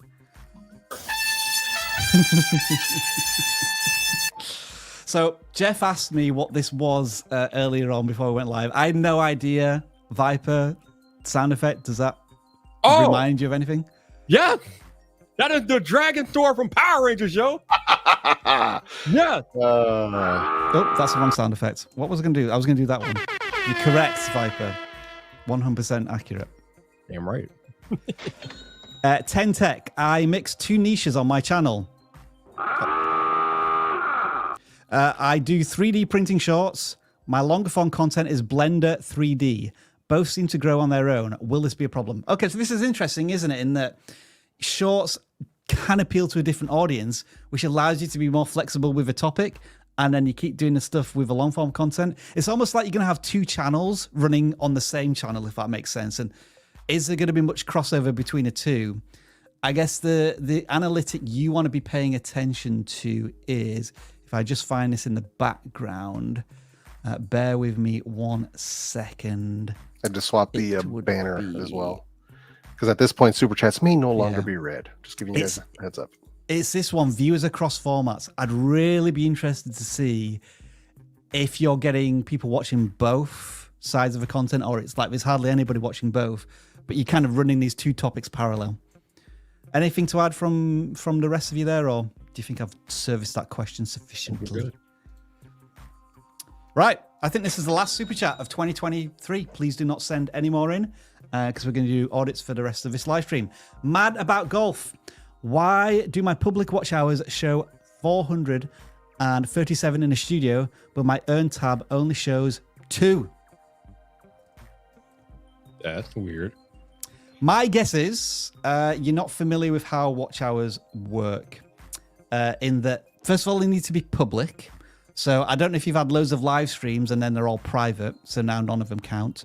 Or most of your watch hours are coming from YouTube Shorts, which again we show in the studio, but they do not count to the watch hours on monetization, because you need to earn watch hours from long form content. Or it could be that those hours that you earn, the 435 of them, expired because they're older than 12 months. There's many reasons why this could be the case, but without seeing your exact analytics, I couldn't answer the question. But I'm almost certain there's no glitch going on here. You're not close to that requirement as of yet. I think we'll call that a day when it comes to super chats. Thank you everybody who sent in a super chat this year. We've probably had at least 1,000 super chats this year, because I think we do at least 20 a week. So awesome, amazing, really appreciate it. And all of the gifted memberships that have been done throughout the year. It's been fantastic. I'm going to remove this final comment. So what we're going to do now, I think, is we'll change the channel audits a little bit. What we've been doing recently for the last segment of a live stream is doing a 4 pillars of judgment. I don't know if you've tried this yet, Viper, but what we do is we bring up a channel, and first of all, we say, right, we're going to look at channel focus. And if it's good on channel focus, we'll say, right, we'll move on to the next topic. We'll look at thumbnails and see if they're of a good standard.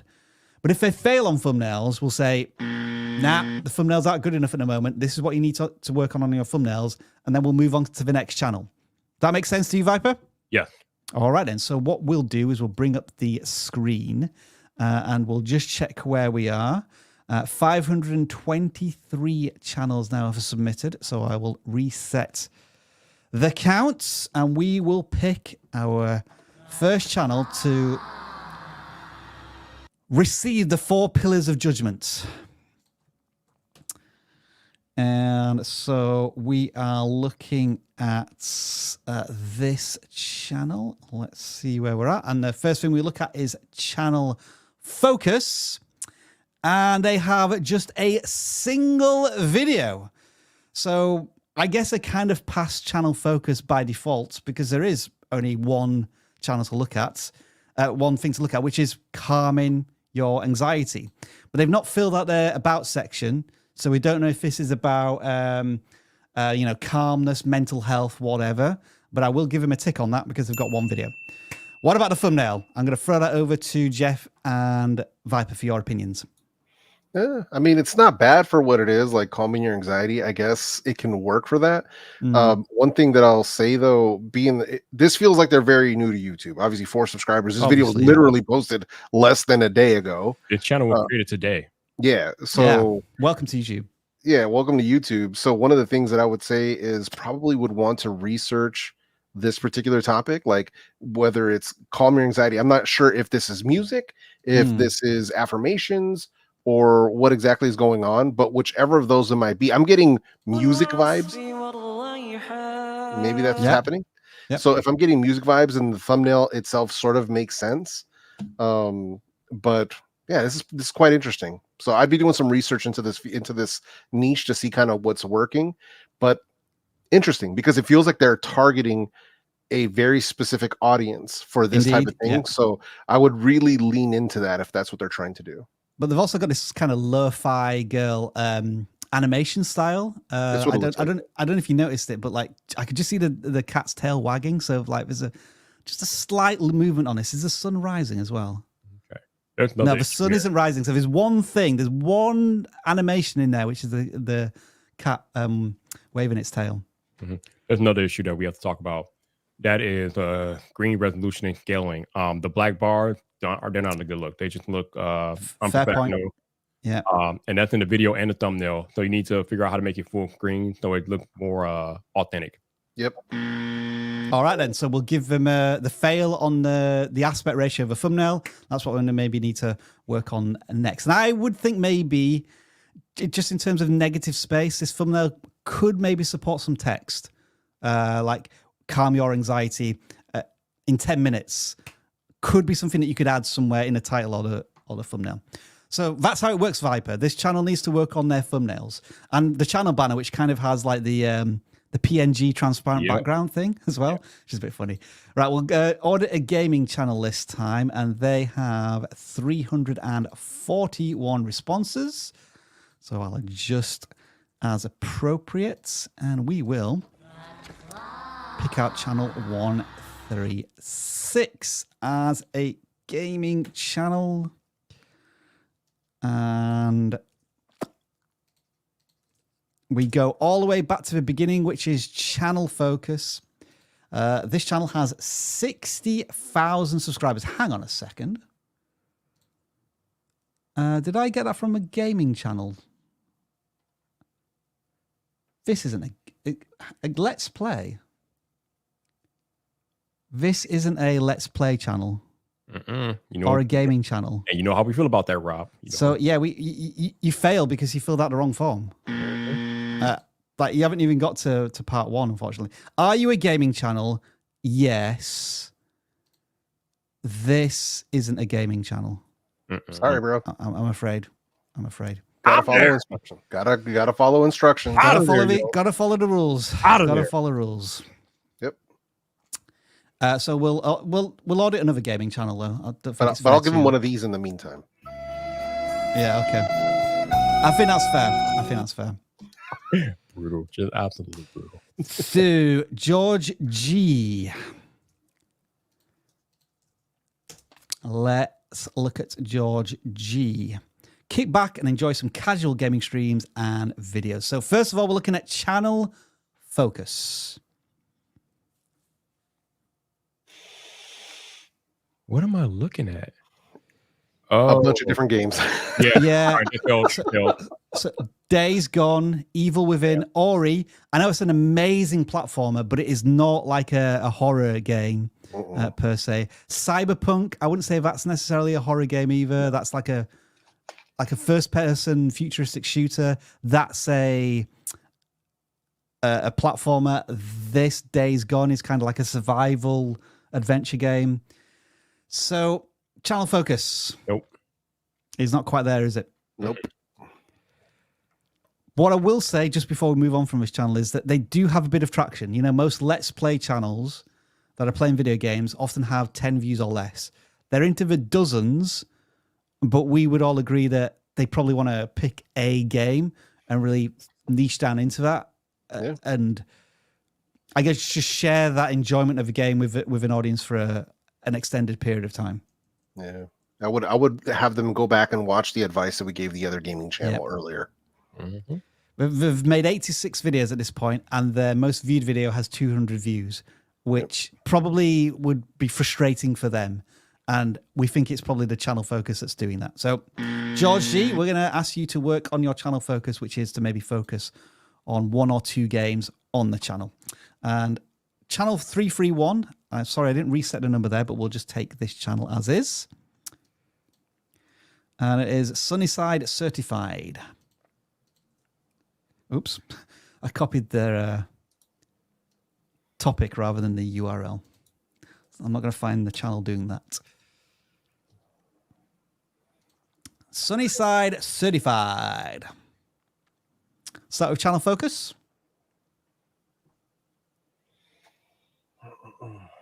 Okay, we got treasure hunt, treasure. I mean, it seems like everything's about Hot Wheels, so I guess they like the focus part. I'd say toy cars. Yep. Hot Wheels, so we'll give him a tick on that. Yeah, that's what it looks like. Yeah. Then thumbnails. No, they do not pass thumbnail. Viper straight in there. Brutal, but he's saying no on the thumbnail. So tell us more, Viper. What can we do here? Okay. These thumbnails are too busy. It's hard for me to look at them and understand exactly what I'm supposed to get. I talked about this in my podcast recently, but the thumbnails are supposed to be the imagery to the text of the title. And you got white text against this lightly colored background, so it's hard to read some of this text. You got text over the cars. You got text in places that it probably shouldn't be in. It's just, I need to see the picture. I think I need you all to understand that the thumbnail is supposed to be the picture that tells the story. That's why we always talk about limiting the text and not including too much text in your thumbnail, because I'm trying to look at the picture. The picture is going to tell me whether or not I'm interested in the video. The title is supposed to be a complement of the thumbnail and vice versa. So if your thumbnail is not a picture that complements the title, or it's not a picture that tells me a story about what the video is going to bring me, then it's hard for me to get invested as a viewer. So I would say if there's 2 thumbnails that the creator maybe wants to look at, is because a lot of these like like really heavily thumbnail edited, Photoshop edited, so that might be a stretch too far. But this kind of looks cool. Yeah. And would be a relatively easy shot to take. You just need some good lighting. And or this one where they bring the hero of the video right up to the camera and then maybe add some relatively simple text to sell it. I think those are the next steps that are attainable by this channel right now. Because, you know, if we look at this one, there's kind of like nothing going on here. You know, this could be brought more in focus. That text could be a lot bigger. The color seems a bit weird. That type of critique on this one, yeah? Yeah, no, I agree. And especially if we're talking about products, right? So these technically are products. Yeah. So I would do like the one you showed. And mind you, you could do this with a cell phone. All of my thumbnails on my channel are done with a cell phone. So for this, easy. And when we use text, so put it like this, even though you and your, let's say it's the person and their son, they are the focus of the channel, you don't have to be in the thumbnail. Yep. So I'm going to absolve you of this responsibility of feeling like you have to be. You don't. You really don't. So kind of they were on the right path with this second to last video from a day ago with 199 views, the drive for EK9. They're on the right path. I would have pulled in much tighter on the car itself. And then where it says new old stock, I probably would choose other wording. But if you're going to use words, you got to make them big and bold and legible. So think about how small that text looks. I mean, even worse on the one next to it, the collected gift, the collector gifted my son, even worse. So they're on the right path, but we want to make that text big and bold, like what you showed in the thumbnail search. So make it legible, make it pop. But this is stuff that can be easily done with like Canva or Fonto. I mean, you don't even have to learn Photoshop. Learning Photoshop is an amazing skill to have if you want to do that. But if you don't have the time to invest in that, then you can use a lot of these free apps that can get this done very easily for you. And there's another outlier here down here, Jeff, the treasure hunt or error. That's 2,500 views. Yeah. You know, and it's a much simpler thumbnail. Close to camera, good lighting. Again, we could do better with the text, but it's big and easily readable. Yep. So thumbnails for you two, Sunnyside certified. Let's now audit another gaming channel. We have 349 gaming channels to take a look at now. So let's see what we've got. Channel number 87. CLAAAW.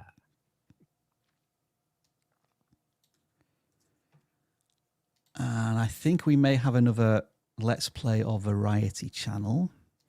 We will start with channel focus again. Minecraft YouTuber, but working my way into variety gaming. So they're making a strong statement here that they want to play more games. And would we be advising this creator might want to not rush into that decision? Whoops. Yeah. It goes back to what I said earlier. Variety gaming. Let me back up. This is the biggest single problem that I see with new creators on YouTube. They want to make their channels an impression of themselves.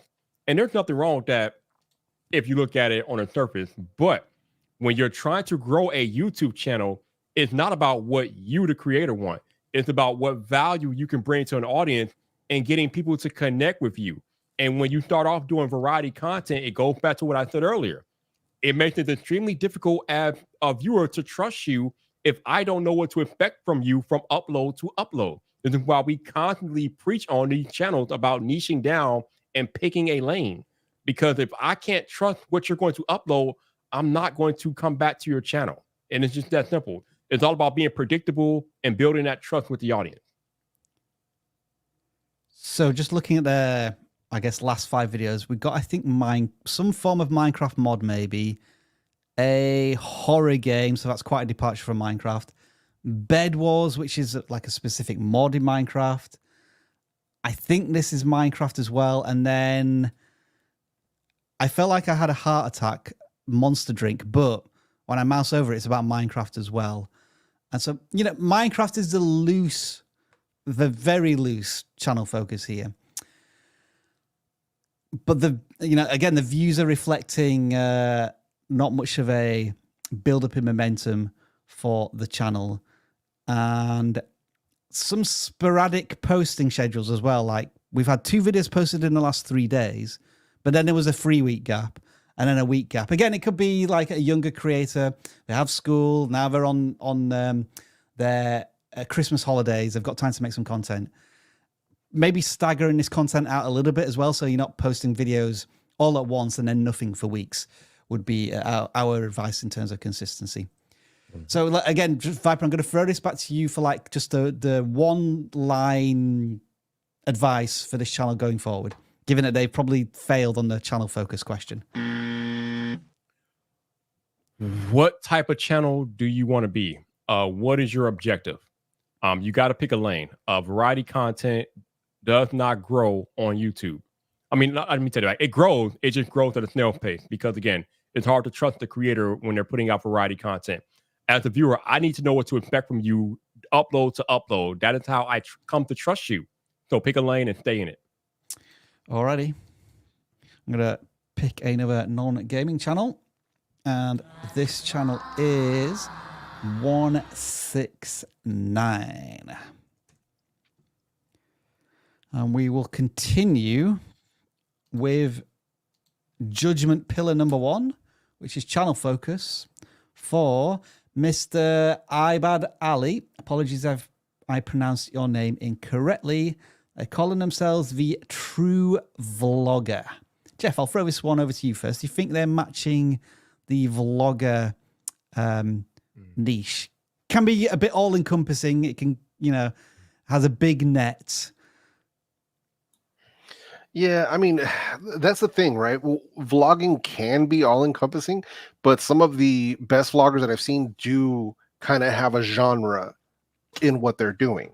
So, because I watch a couple of different vloggers myself, one of them being an extreme travel vlogger. So they're going to extreme locations, deserts and glaciers and out in the ocean and stuff like that. And I also watch an automotive vlogger who's doing stuff just around the vehicles that they're working on in their garage and the different shops that they visit and the different car events they do.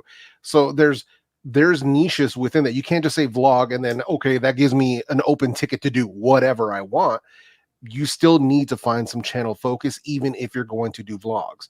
So that's for everything. Just like we've said it for gaming channels, just because you're a gaming channel doesn't mean you could play all games, or I guess you can, but you can't really complain about channel growth at that point.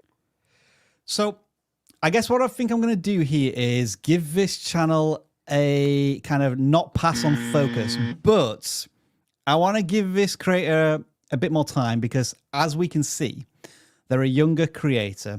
And so I always feel as if we need to give them a bit more, license to just be on YouTube and have fun and figure it out. They've made 90 videos at this point. And look at the commitment. They're posting sometimes 2 or 3 videos a day, which is like incredible passion. And they're going to the trouble of making custom thumbnails for each of these videos. They're making, 6, 5, 7 minutes, and just when I mouse over, they do have this very vloggy, authentic, raw style. So I think there's a lot of positives coming out of this here, Jeff. But maybe if I was to pitch to you a question and say, well, okay, where can I take all of this energy and this effort and bundle it into something that's maybe going to get me more than 20 views per video? Yeah, I'm in agreement with there. I would really try to focus on whichever is working best for them, assuming so we want to have a convergence, right? Yeah. The topics that are working well for the channel and that's fun for them to make, right? Because we don't want it to be boring for them or to feel repetitive or anything like that. So I would look at what's the best ones, and if it's fun, like let's say it's street food or whatever it might be, as long as it's fun for them, then it makes a lot of sense. But yeah, channel focus is going to be the real big one here for sure. Alrighty. Any final thoughts from you, Viper, or shall we move on? No, I think we're good. All right, then. So let me just find the next channel that we are going to audit here.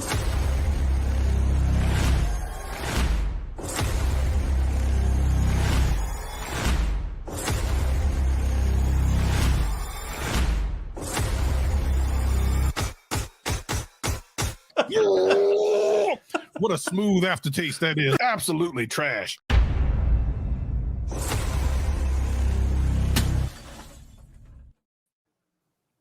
Ho, ho, ho. Merry Savagemas. It is Savage Claus, the one and only that brings you the things that you really need. And that is me, Dr. Savage here. I don't want you to go out into 2023 and into 2024 thinking that I wasn't still around. Look, you can see my presence everywhere. I mean, as you can see, I've been doing some consultation with the leadership over at vidIQ. You notice you don't see Dan. He's been demoted to janitor. That was all my doing. Also, I've sponsored myself with the vidIQ Max, the world's greatest teaching thing that you cannot sign up for.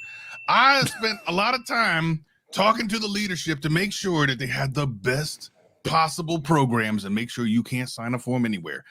Ladies and gentlemen, welcome to Savage Claus and so welcome to Savage Christmas. What does the first person want? And then I'll tell them what type of present they're going to get. It'll probably be coal, although that's pretty expensive nowadays. Inflation is a mother. Hello, Savage.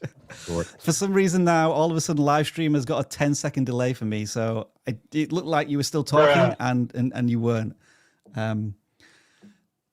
Yeah. How have you been? What's going on? Listen, I'm raking in all the cash before I gotta put out the money and buy people things. I actually do buy people things, not expensive things. Usually I go to Dollar Tree, but I do buy people things. Listen, I brought some very I bought my mom a toothbrush from Dollar Tree. Bought my dad toothpaste. So that way they got to talk to each other. And that's about it. Not much else. What did I say? I got my glass on. Can't read it. What does it say? Savage Claws. I now have a new holiday tradition. Lol. As you should. What you do is you put those, what are those things called with the boots that you put on top of the fireplace? Stockings. Stockings. Oh, yeah, that's what they say in England. Oh, stockings. Cheerio, pip, pip. So you put your English stockings above the fireplace if you have one. If you don't, just cut a hole in your wall and set something on fire. And then put the stockings on top of it. And inside of each one, put a Three Musketeers bar. I love a good Three Musketeers. What's your favorite candy bar? What do you like there, Rob? What do you got? I like Kit Kats. Orange Kit Kats. That's good. Yeah. That's good. What about you, El Jefe? What kind of candy bar you be liking? I'm going to go with Twix, sir. Twix is great. Twix is fantastic. Viper, the man about tech. The man about candy bars. What kind of candy bar you like when you take off from working out every 3 minutes or 2, or in between these live streams of working out? You can appreciate this. Your boy Viper love the payday. Payday, just like the $100 grand. I love all the money. Payday. We got we got Twix and got Kit Kat. What is your favorite candy bar in the chat? Go ahead and put it in there because you know what? You ain't learning anything else anyway. Savage Claus, can you get a cookie? Yes. I'm going to give you really the most savage cookie ever. Oatmeal raisin. No one likes that. It's just a fake chocolate chip cookie. A chocolate chip cookie trying to be a chocolate chip cookie. Just never got there. Never graduated. Hey, Savage, let's get your thoughts on these different cookies and chocolate then. I love Reese's. Oh, listen, peanut butter is Satan. Look, here's the thing. Peanut butter is the anti-jelly. Can we all get on board with this? Peanut butter is the anti-jelly. Skittles are great. They're like a party in your mouth. I like it. Skittles are great. Taste the rainbow, eh? Heath Bar. You a heathen. Someone else. Next up. That's terrible. That's the Dollar Tree of bugs. Dairy milk is great. You need to dip your candy into your milk. I love that. I love that. Bounty. Is that still that sounds like a 1980s candy bar. Is that still around? A paper towel, yo. That's a paper towel. That's not a candy. I know. No. It's a coconut chocolate bar. Oh, gross. Oh, Lord. Yeah, Look, get out of here with that mess. I bet you like pineapples on your pizza too. Get out of here with that. Paper towel. Coffee crisp. That must be a British thing. Yeah, I think that's a coffee. What about the Abba Zaba? Coffee flavored chocolate bar, I think. Coffee probably is Abba Dabba. Hooba Doobie. Snickers. Oh my God. There we Snickers go. is terrible, bro. Hey, look, those are like when everyone's wearing Nikes, you wearing Adidas. All right, what's that? Oatmeal raisin. Here's the thing about oatmeal raisin. Like, it's okay if you got a hangover. But that's about it. All right, Robert, what we got here? How about we all give the audience one piece of advice to grow next year? All right. Here we go. Take it away, Viper. All right, I'm going to tell you all, for growing on YouTube in 2024, you need to be intentional about everything. Be intentional about the videos that you make. Be intentional about how you are using your descriptions, your end cards, your video card, your pinned comment. Be intentional about how you are constructing your channel and the content that you make. Be intentional about everything because it matters. Intentionality. Mm-hmm. Yes. Back to the chocolate bars. Chocolate bars. We got Mars bars, which is a fake Three Musketeers. A Kit Kat. We already said Kit Kat. Are you not paying attention to this live stream? You know what else? I mean, here's the thing, Rob. They're gonna watch this. They're gonna say Kit Kat. They're gonna say Three Musketeers, and you know they ain't paying attention. Their YouTube channels ain't going nowhere because they ain't paying attention. Phaser milk chocolate. Ooh, it's Finnish. All right, listen. I like that. That unique flavor of Finnish chocolate. Look, here we go again. Twix. People not paying attention. You know their YouTube channel ain't going nowhere. Their YouTube channel not going nowhere. Zero bar. What is a zero? That's a diet bar. No one eat no. That's like alcohol-free beer. No one wants that. All right, final one. What have you heard of an arrow? I mean, yeah. I usually pull it back and throw it at someone's eye. You know. Like, great. Yeah, I do that all the time. Great.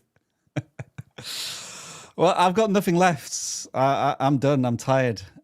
Jeff, we've reached our limit here, haven't we? 2 hours of a live stream. as old man Gibb was asking, we're done. We're Yeah, cooked. that's pretty much it. But hey, at least we're going out with a bang for the last stream of the year. Hopefully, It the is last the stream last of the stream. year? It last is, stream of yeah. the year.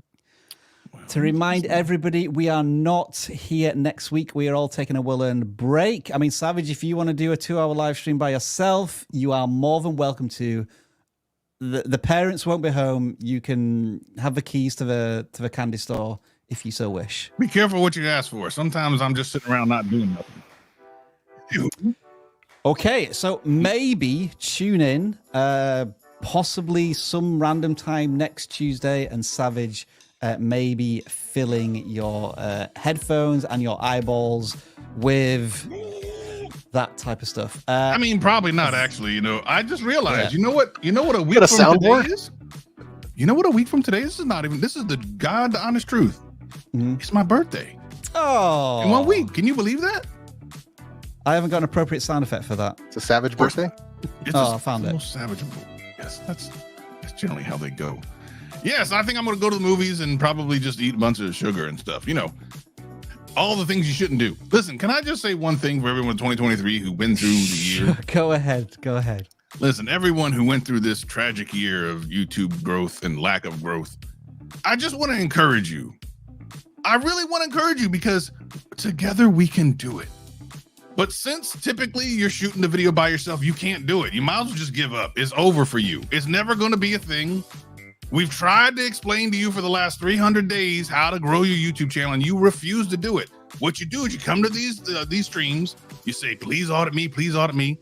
And when they don't get to you, because you know they got like 700 people trying to do the same thing as you, all you do is complain in chat, talk about they don't never pick me. When all this time you could have been just looking at all the little details, all the sprinkled information they've been giving you, and you could have grown your channel by now. But you just like to complain. So since that works for you, come over to the Savage Academy where we love complainers. All you got to do is make sure your credit card is paid up, $39.95 every 5 minutes. We will make sure to at the very least listen to you until you become annoying. It's like a coiled spring. You just pull him back and then he just goes forever. Thanks for that, Savage, as always. Merry Christmas. Happy New Year. Jeff, I'll give you 20 seconds to have your piece. And yeah, then we will say farewell to all. Join the Savage Academy. Join the Savage Academy. Absolutely. As always, folks, we've got another year in the bag of channel audits. It's been a pleasure. It's been a privilege. And we will see you undoubtedly in 2 weeks' time.